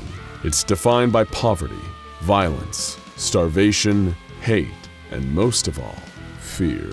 Like the serfs in the Middle Ages, persecuted by and subjected to violence from the nobles. To the Children of the Scarlet King, this sense of holy pain and awe is the only way to live. The alternative is the law of concrete, which means the modern age defined by empty safety and false comfort. Buildings, easy-to-access food, healthcare, knowledge, technology. This is everything that the Scarlet King despises. But the mystery only deepened as Montauk found files from a former Foundation operative by the name of Agent de Beauvoir. Montauk learned that the Scarlet King didn't seem to appear until after the Foundation was created. And in fact, it seemed that the greater interest the Foundation took in the Scarlet King, the more powerful he became. How could this be? Things were also getting stranger on a personal level for Dr. Montauk. Depeche repeatedly pressed him about his brother's disappearance and the Montauk procedure, during the interviews. Little by little, it was beginning to take its toll. The questions still plagued him.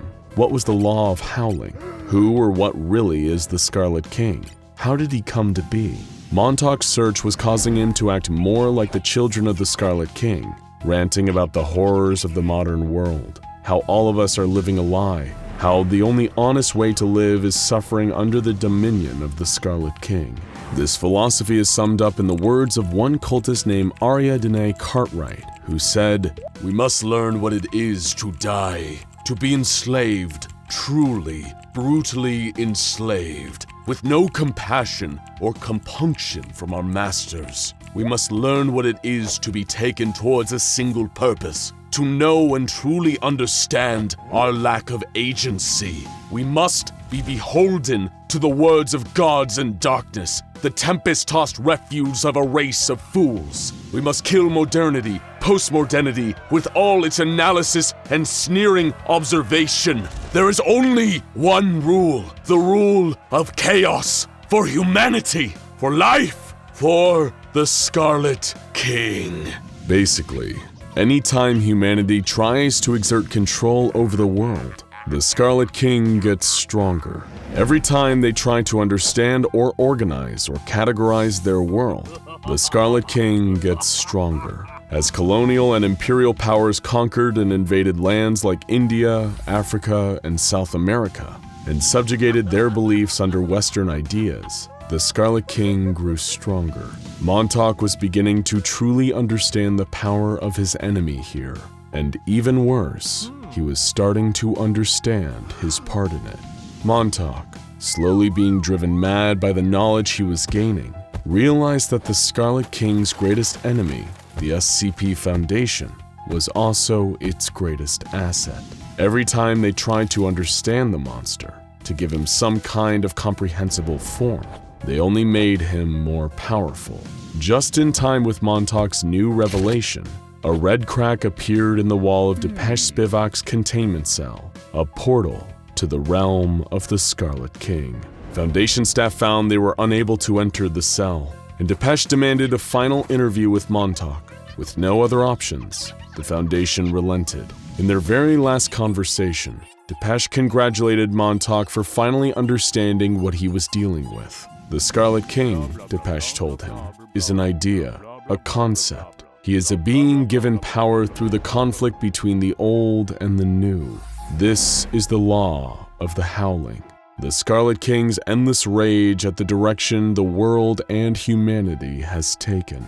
The king, according to Depeche, hated the Foundation's belief that science and rationality was the true path to progress. The king saw this as little more than petty arrogance. The reason Montauk's procedure on the final bride of the Scarlet King was so effective was because it wasn't born out of science. It was born out of hate, pain, the desire for revenge, and in the Scarlet King's realm, that would be all there is. Unless our world, and especially the Foundation, changed its course, the Scarlet King's rise to absolute power would be inevitable.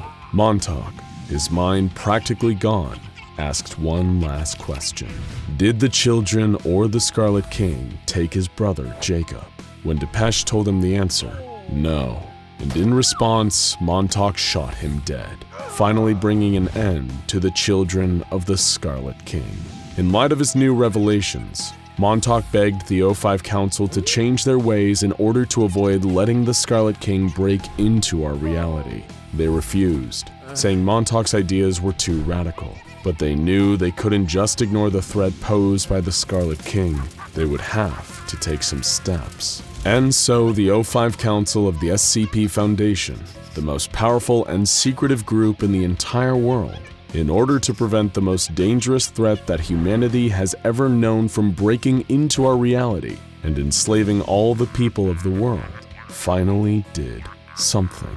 They changed the classification of the Scarlet King from Keter to safe, and made its description on the official Foundation files deliberately vague.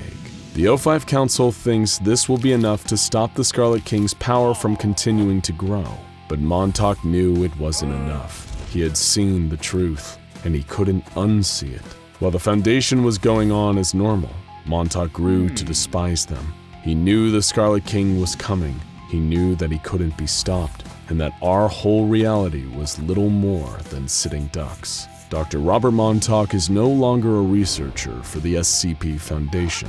No, Dr. Robert Montauk chose a different path. He's now a child of the Scarlet King, a devotee of madness, hate, and chaos. You can't beat the Scarlet King after all, and as the old adage goes, if you can't beat him, join him. If you've ever read the book of Genesis, which is the part of the Old Testament that details God creating the world and humanity during a particularly busy week, then you might just be already familiar with SCP-001, or at least one of the anomalies that's been proposed for the title of SCP-001. Because of course, SCP-001 doesn't refer to a single creature, object, or entity, but rather a collection of various anomalies contained by the SCP Foundation. Anomalies sharing the name SCP-001 include the infamous Scarlet King, a powerful eldritch being intent on ending all of creation that is thought by Foundation researchers to be one of the most dangerous beings in this and any other universe. But the Scarlet King isn't the only incredibly powerful being categorized as SCP-001. In fact, there are plenty of other anomalies with similar levels of destructive power. And one such being is a creature codenamed the Gate Guardian. Standing at well over 1,000 feet tall, the Gate Guardian is impossible to be fully contained by any means that the Foundation possesses. The anomaly itself, despite its colossal size, is humanoid in its shape, sporting wings that protrude from its back. While it usually has 4 of these, SCP-001 has historically been seen to have any number of wings between 2 and 108, sprouting from various places over its body, including its shoulders, ankles, wrists, and even its temples. This gigantic guardian also carries its own weapon, referred to as SCP-001-2. This weapon resembles an enormous knife or sword, capable of emitting plumes of flame.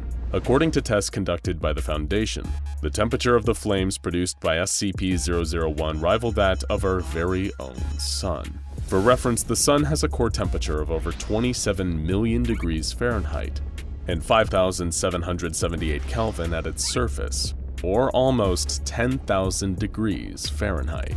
You would expect a flaming sword that burns hotter than the sun to cause a considerable amount of damage, even if it wasn't in use, but the flames emitted by the weapon leave no lasting damage on the surrounding environment. It is capable, though, of annihilating anything that strays too close to SCP-001, burning them so intensely that their atoms literally separate, breaking potential attackers apart on a molecular level.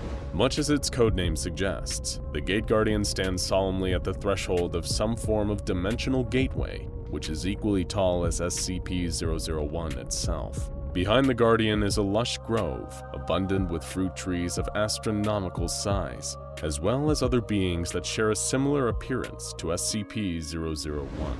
This grove is thought to be the Garden of Eden, the paradise that God created and that was inhabited by Adam and Eve, the first 2 humans in existence, according to the book of Genesis. As the tale goes, the pair were created by God himself and permitted to live in the Garden of Eden as long as they followed a single rule. Adam and Eve were instructed not to eat any of the fruit that grew from certain trees that God had specified. Within view just behind the Gate Guardian are 2 immense trees, one bearing apples and the other bearing different fruit of an unknown type. The one that looks like an apple tree is believed, even by some in the Foundation, to be the biblical tree of knowledge that Eve was convinced to pick a fateful apple from after an encounter with a snake.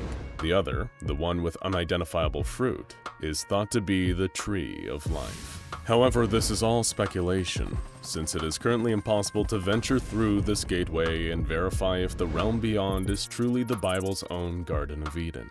This is largely because anything that breaches a kilometer-wide radius of SCP-001 is instantly vaporized. The Gate Guardian attacks with imperceptible speed, using its flaming sword to smite any person that gets too close. The Guardian actually moves so fast that it can hardly be seen with the naked eye. It appears to always remain in its solemn, dutiful stance with its weapon drawn and head bowed, only shifting for a fraction of a nanosecond to attack. Ranged attacks against the Guardian are just as ineffective, with all projectiles fired at SCP-001 reduced to atoms before they can do any harm. Even if said projectile happens to be a nuclear weapon, the Gate Guardian will be able to subatomically vaporize both the projectile itself as well as the person who sent it, regardless of how far away they are, all while not appearing to lift a finger. During an experiment involving SCP-001 on December 26, 2004, an SCP Foundation nuclear submarine called Nautilus launched a series of multi-warhead intercontinental ballistic missiles at the Gate Guardian. The retaliation from the Guardian resulted not only in the deaths of approximately 35,000 innocent civilians, but the blast is also believed by some to have inadvertently caused the 2004 Boxing Day tsunami. The severity of this incident came dangerously close to revealing the Foundation's existence to the world, resulting in them rapidly deploying any means necessary to erase any trace of the 35,000 victims' families, friends, and other related individuals. In order to avoid questioning, the SCP Foundation administered amnestics on an almost worldwide scale, and the O5 Council banned any further tests on SCP-001 that involved nuclear weapons. In what was hoped by the Foundation to be a test with lower stakes, they sent an expendable D-Class personnel towards SCP-001. The D-Class approached the area where the Gate Guardian is located, and as soon as they saw it, they could hear a very clear command in their mind: leave. The D-Class personnel reacted exactly the same way you or I would. They promptly turned and started to walk away. They didn't need a 1,000-foot-tall entity with a flaming sword to tell them twice. The researchers running the experiment were not swayed by the request and ordered the D-Class to continue moving towards SCP-001. When the D-Class continued to ignore their commands, they were terminated, as is standard policy when dealing with an insubordinate member of D-Class. SCP-001 appeared not to like this for some reason though, and the researcher site as well as the researchers themselves were immediately obliterated by an unknown force, though it's a pretty safe guess that a certain flaming weapon was responsible. This candidate for SCP-001 may be one of, if not the most powerful being that the SCP Foundation has ever encountered, and according to its entry in the SCP-001 file, the Guardian is even responsible for the creation of the Foundation itself. If the file is to be believed, the administrator of the SCP Foundation one day heard a word echoing through his head: prepare.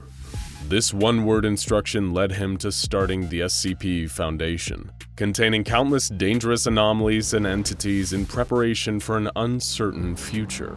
In all that time, since the very beginning of the Foundation, the Gate Guardian has remained standing at its post. While it is not aggressive nor openly hostile towards humanity, the Gate Guardian doesn't seem to care much for us either, at least as individuals. It rarely interacts with human beings when left unprovoked, and venturing too close to the Guardian, however, is not an automatic death sentence. The Guardian first communicates with any living being approaching it via a telepathic message, instructing them to either leave or forget. If whomever has stepped too close to SCP-001 complies with the instructions, they'll be able to freely leave the area, while simultaneously forgetting every detail of the Gate Guardian's existence. Ignore these warnings though, and SCP-001 has no qualms about completely eliminating you from reality.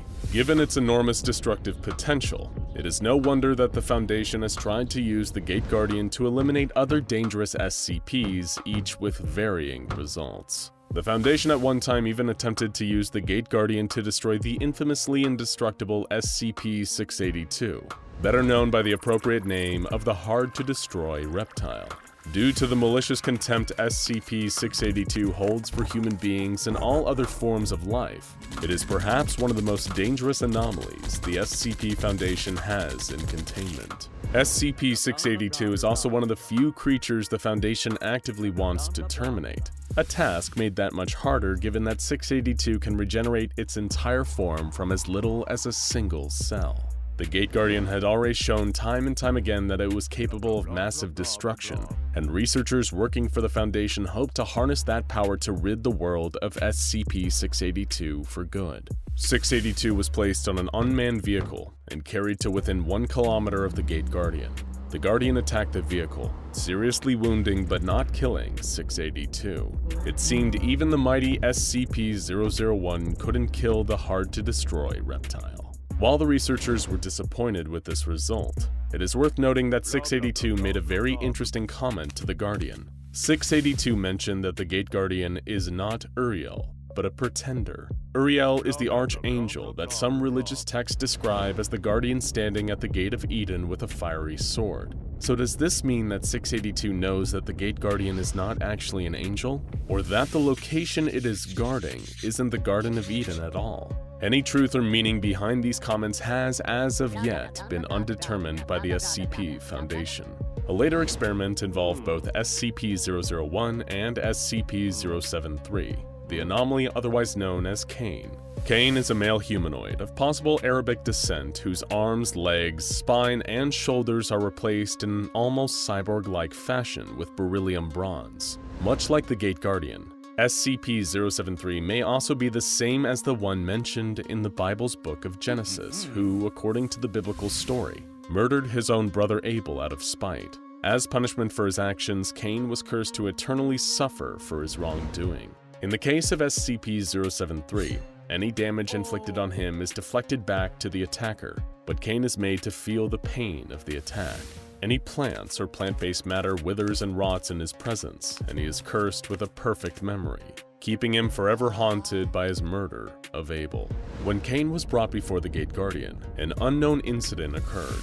The Foundation's records are heavily expunged, but we do know that somehow Cain's usual ability to deflect incoming damage back at his attacker had no effect on SCP-001. The encounter left SCP-073 unconscious and even permanently blinded nearby research personnel. It was as a direct result of this incident that the O5 Council demanded that no further experiments of any kind were to be conducted on SCP-001.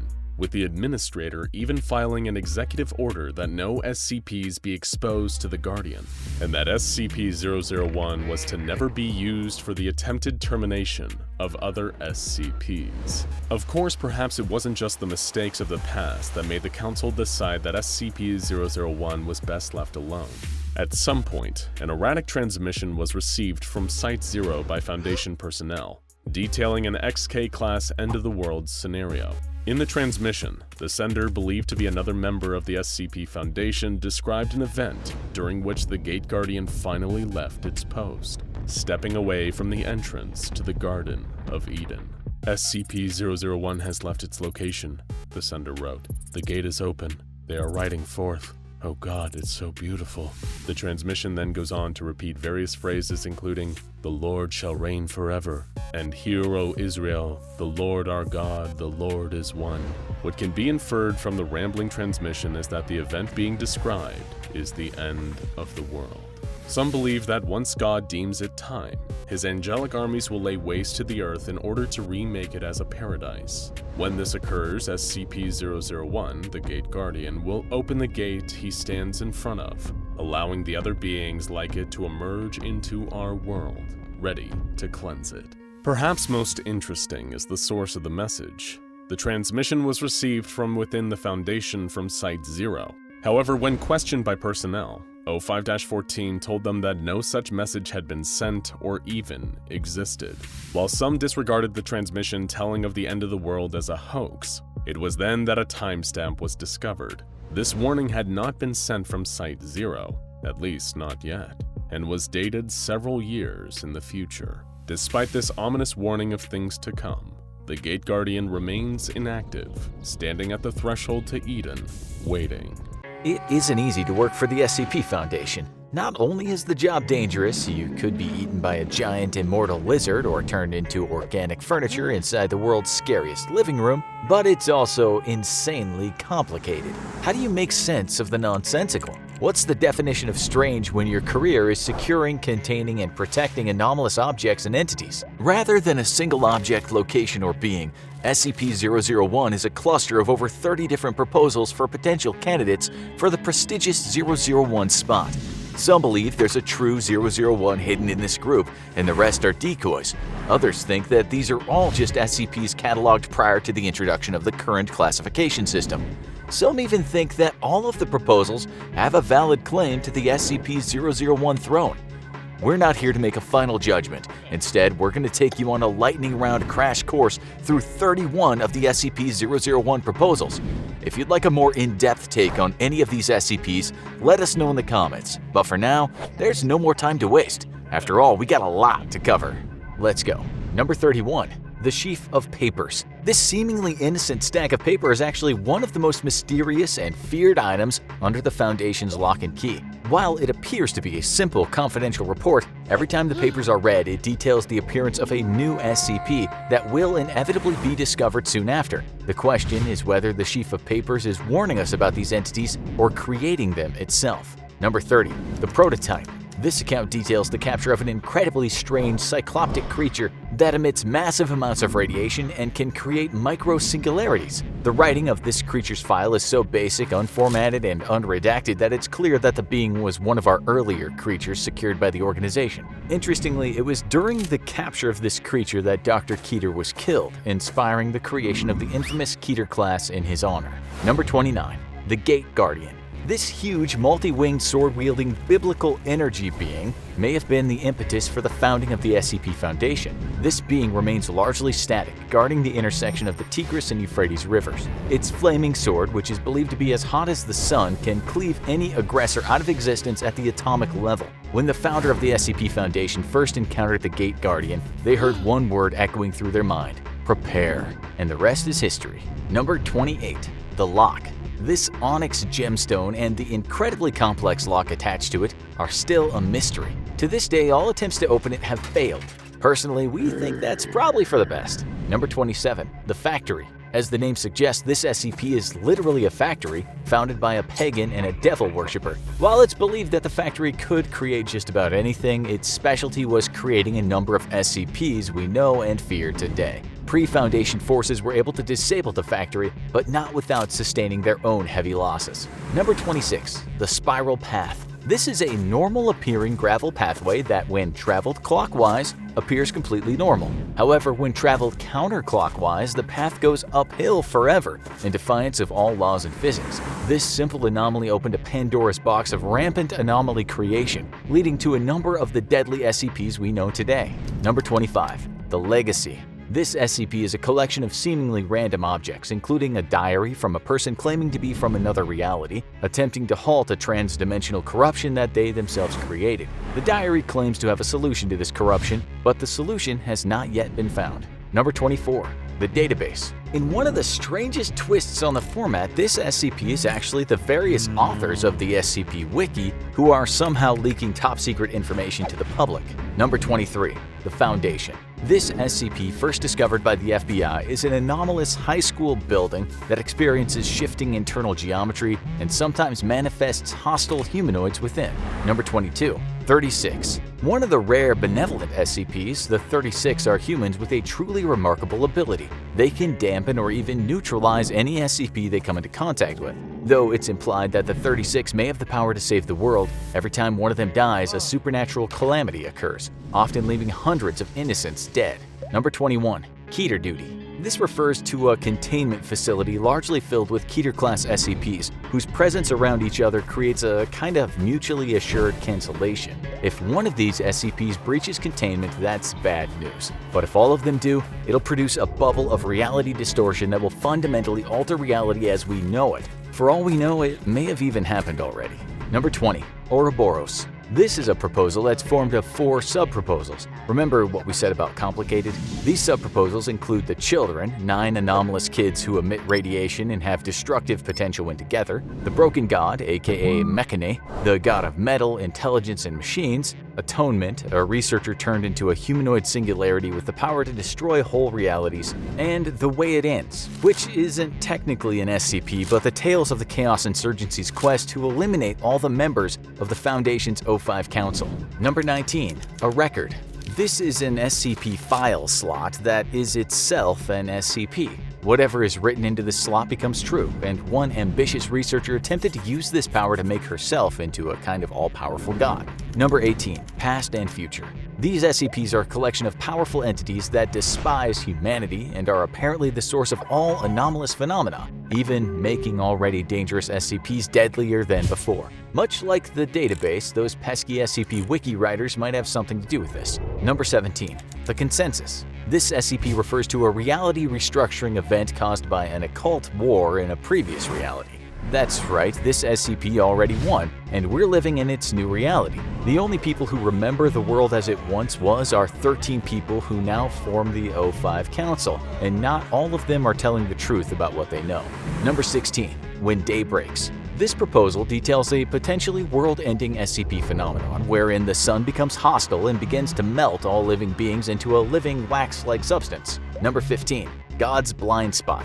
This is an anomalous area referred to as Facility T, in which nobody can die. This anomaly dates back to the biblical ages of Moses and is believed to have originated from the literal blessing of the Abrahamic God. It's through a covenant with this god that the Foundation is able to make limited use of this death-free area. Number 14. Normalcy. Ever wonder what the Foundation's definition of anomalous is? Exactly. It all comes from this proposal, which is a document shared among the 05 Council that gives solid definitions to the fundamental laws of reality. If something breaks these laws, that's an anomaly, and then it becomes the Foundation's business. Number 13. The World at Large. As the title suggests, this SCP is our home planet Earth and its ability to support life. It's believed that these qualities were planted on Earth in our reality by another dimension's SCP Foundation, hoping to continue human life after some terrible calamity in its own dimension. Number 12. Dead Men. This SCP was an 84-year-old man whose body, when damaged and mutilated, can affect the very processes of human death at large.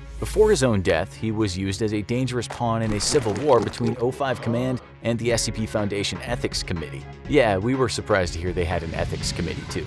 Number 11. The World's Gone Beautiful.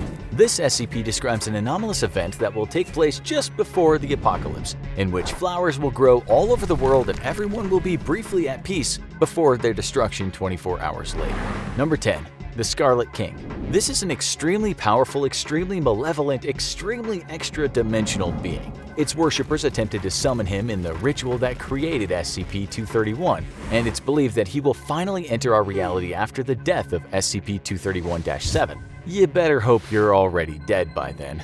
Number 9. A Simple Toy Maker, aka Dr. Wondertainment. This is a reality bender who appears to be a normal human male but has the ability to create other anomalous objects, a number of which are now cataloged SCPs. Number 8. Story of Your Life. This is another anomalous document that has the ability to warp reality, but only when the writing contained within conforms to a narrative structure. Number 7. A Good Boy. This is another anomalous entity created accidentally by the Foundation itself. A neural network was fed information on other anomalous entities in order to help the Foundation come up with better containment and neutralization procedures. Problem was, the computer got way too eager with the neutralization part.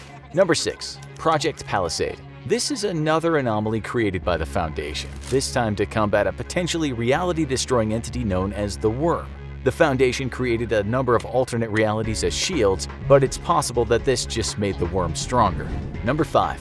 05-13.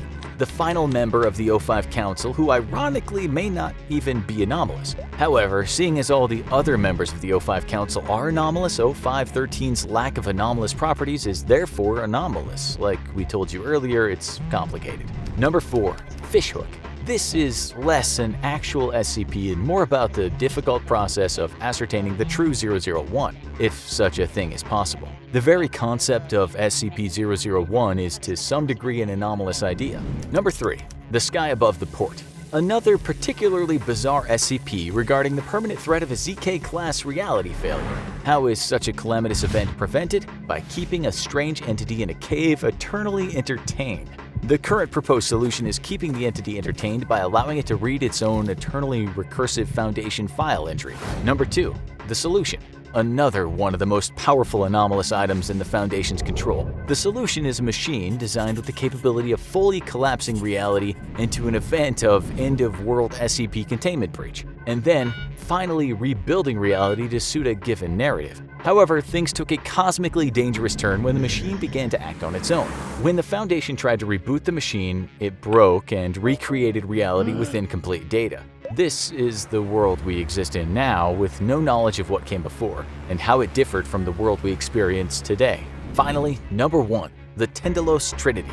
Put very simply, the Tendelos Trinity represents 3 timelines that converge and feed back in on themselves. Even trying to summarize this one is near impossible, as its strangeness and complexity resists all reduction. You can hunt down the Tendelos Trinity yourself and hope to unpack its secrets, but don't say we didn't warn you. So that's SCP-001.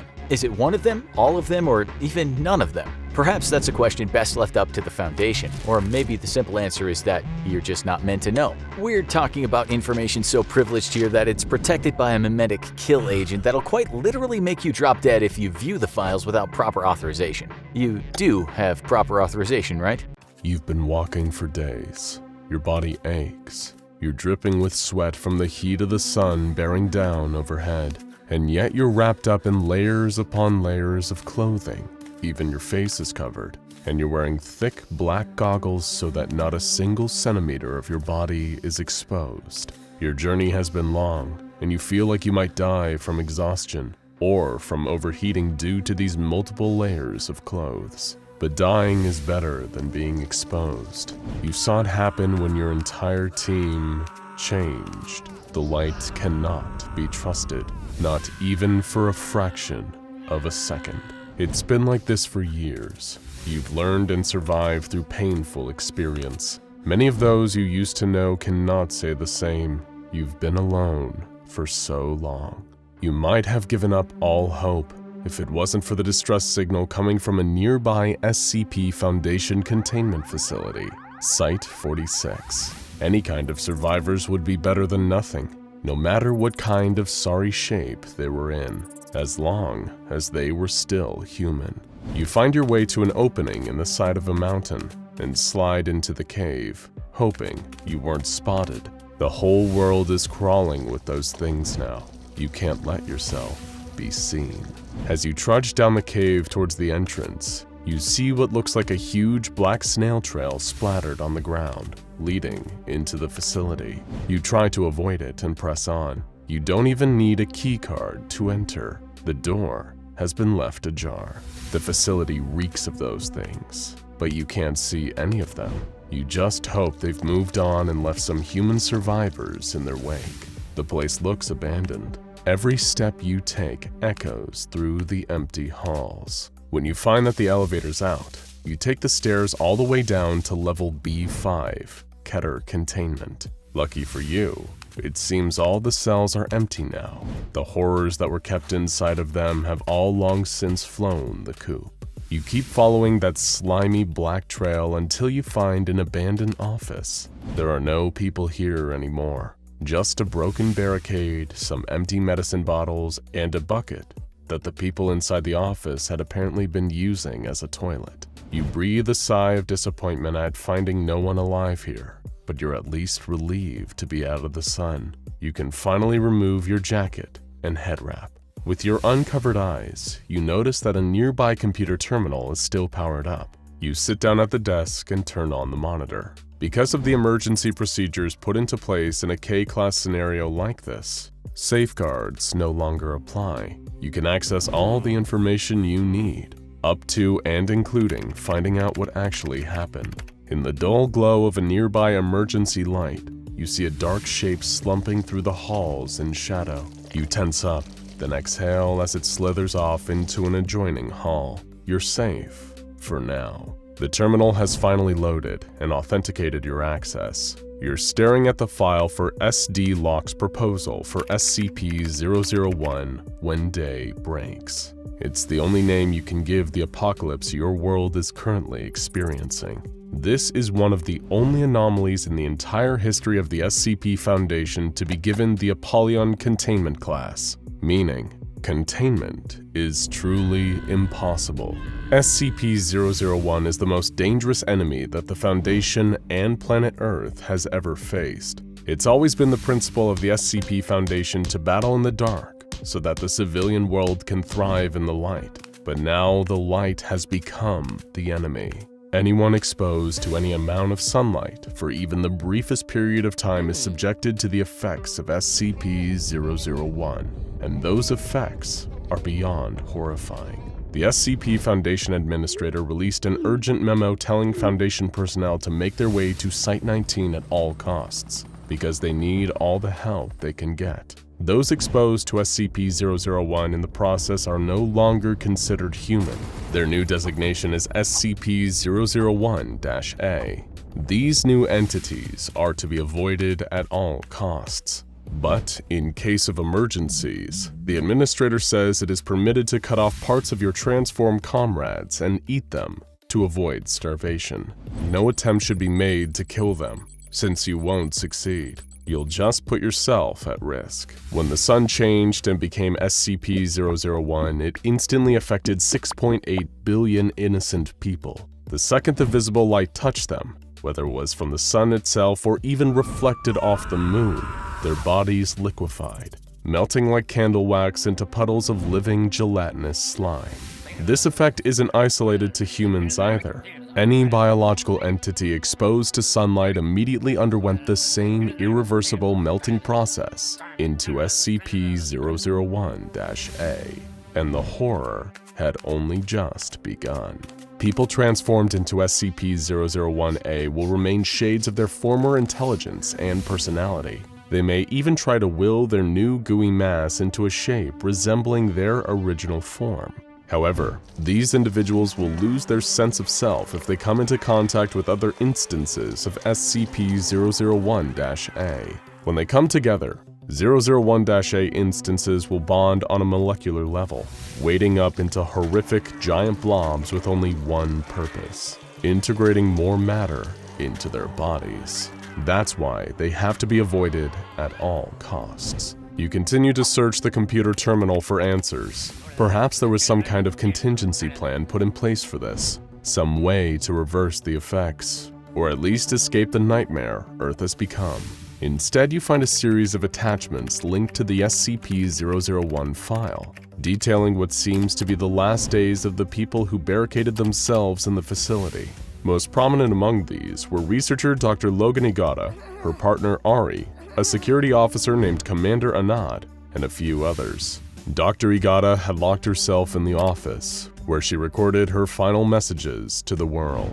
In the first audio log, Dr. Igata and her companions seemed afraid, but hopeful that there may be some way out of this situation. Dr. Igata reported that most of the workers at the facility were transformed during the initial event. Their melted bodies had fused outside the facility, and now they were trying to bust their way back in. The defenses had held so far though, and they seemed confident they would hold long enough for them to figure out a way to escape this awful situation.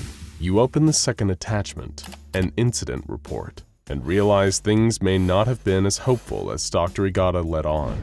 She reported hearing the huge mass of melted creatures hammering on the door outside again, begging for them to come out and experience the sun with them. They wanted desperately to add to their ever-growing biomass. In order to experiment with what exactly would happen, they sent out one of their few remaining D-classes wearing a full protective suit. He didn't last long. The huge creature grabbed him with tentacles made of reconstituted flesh. It began ripping off his protective suit as he screamed for mercy.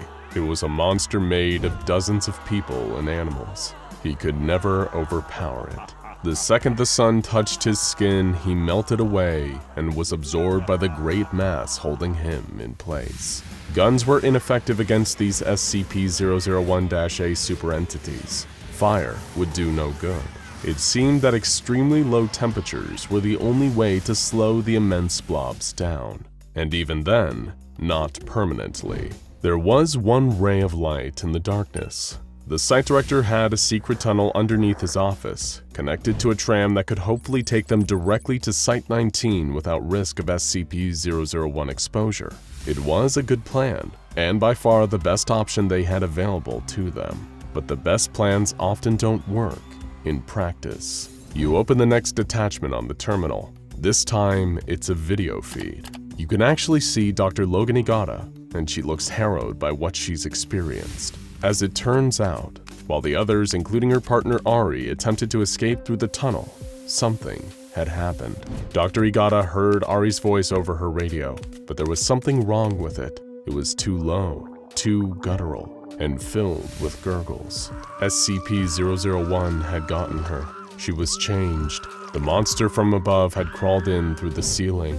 It had taken them, all of them, and converted them into something less than human. Any hope of escape now seemed gone. Ari told Dr. Igata that it would be fine, that it was such a bright, beautiful, sunny day outside, and she was wasting it locked up inside that office. She tormented Dr. Igata with their shared memories of picnics in the park on sunny days in the past. The monster with Ari's voice did everything it could to try to convince Dr. Igata to give up and join them, but she wasn't ready to go just yet. You look away from the screen when you hear a sound in the corner. You see a dark puddle of some unknown substance, and then some skeletal hands rising out of it. The hands are pulling themselves out of the puddle, followed by a skeletal face covered in matted hair. You have to stop yourself from screaming, until a flash from a nearby security light makes the figure disappear. It's a normal puddle once again. Your mind is playing tricks on you. You open the next attachment, another video, and see that Dr. Igata's condition has deteriorated. She looked pale, frantic, and thin. She was using a knife to draw her own blood onto a piece of blood-stained parchment covered in strange symbols. Igata ranted about her theory. What if 001 took the minds and bodies of its victims, but not their souls? Through performing some kind of arcane blood ritual, she hoped to at least rescue and keep the soul of Ari, even if her mind and body were lost. You open the next attachment. It seemed that Agata's ritual worked, but not in the way she hoped. The twisted soul of Ari, driven mad by SCP-001, had taken over the file. It begins corrupting the text of the SCP-001 file into crazy ranting about how futile it is to fight. It then cuts to an even more frightening video feed. Dr. Igata, in her sleep, tossing and turning in a makeshift bed in the corner of her office. The camera approaches her, in first person, and lingers over her sleeping body. An oily skeletal hand reaches past the camera and runs its fingers through Dr. Igata's hair. It's that exact same hand you saw reaching out of that black puddle earlier. You must have seen Ari's lingering spirit. With a lump in your throat, you open the next attachment and watch the video. You see Dr. Igata, now truly broken. She'd been haunted by Ari's demonic spirit for a long time now, and it has clearly taken its toll. She is waving around a handgun while she speaks. She now believes there's only one way to escape, but not like this. She doesn't want the gun to draw attention to her body. She doesn't want to become part of that mass, even if she is dead. She opens a drawer on her desk she's recording at and places the gun inside. Dr. Igata then apologizes to her loved ones who are likely long since dead or assimilated, and turns off the recording for the last time. In that moment, you realize there's a single drawer in the desk in front of you. When you reach forward and open it, you see the same handgun Dr. Igata was holding is laying inside. You pick it up and study it, weighing your options. Perhaps there truly is no other way out. Then you see an update on the file. One more attachment has been added while you were studying the gun. You feel your heart pounding in your chest as you reach forward and open the attachment. The text has been changed entirely. The file on SCP-001 is now a poem, an ode to the sun and to ultimate togetherness. Then a video file spontaneously opens itself on the screen. It's a video of you, shot from behind. You see those oily skeletal hands reaching for you in the dark, just like they did with Dr. Igata. In that moment, you panic and fire the gun behind you, hoping to scare off the spirit. Instead, the sound of the gunshots attracts something far worse. The immense blob of screaming, melted flesh charges towards the office. You try to barricade the door, but it is not enough. The flesh seeps and bursts through and grabs you in its meaty tentacles. You scream and try to escape, but it won't save you. Nothing will save you. The flesh carries you upstairs, out through the empty halls, out into the cave. You can see the light in the distance as the blob ferries you towards it. You won't be alone for much longer. In fact, you won't be alone ever again. Now check out SCP-001, the Scarlet King, and SCP-001 Which is the Real 001 for more deep dives into SCP-001 mysteries and lore.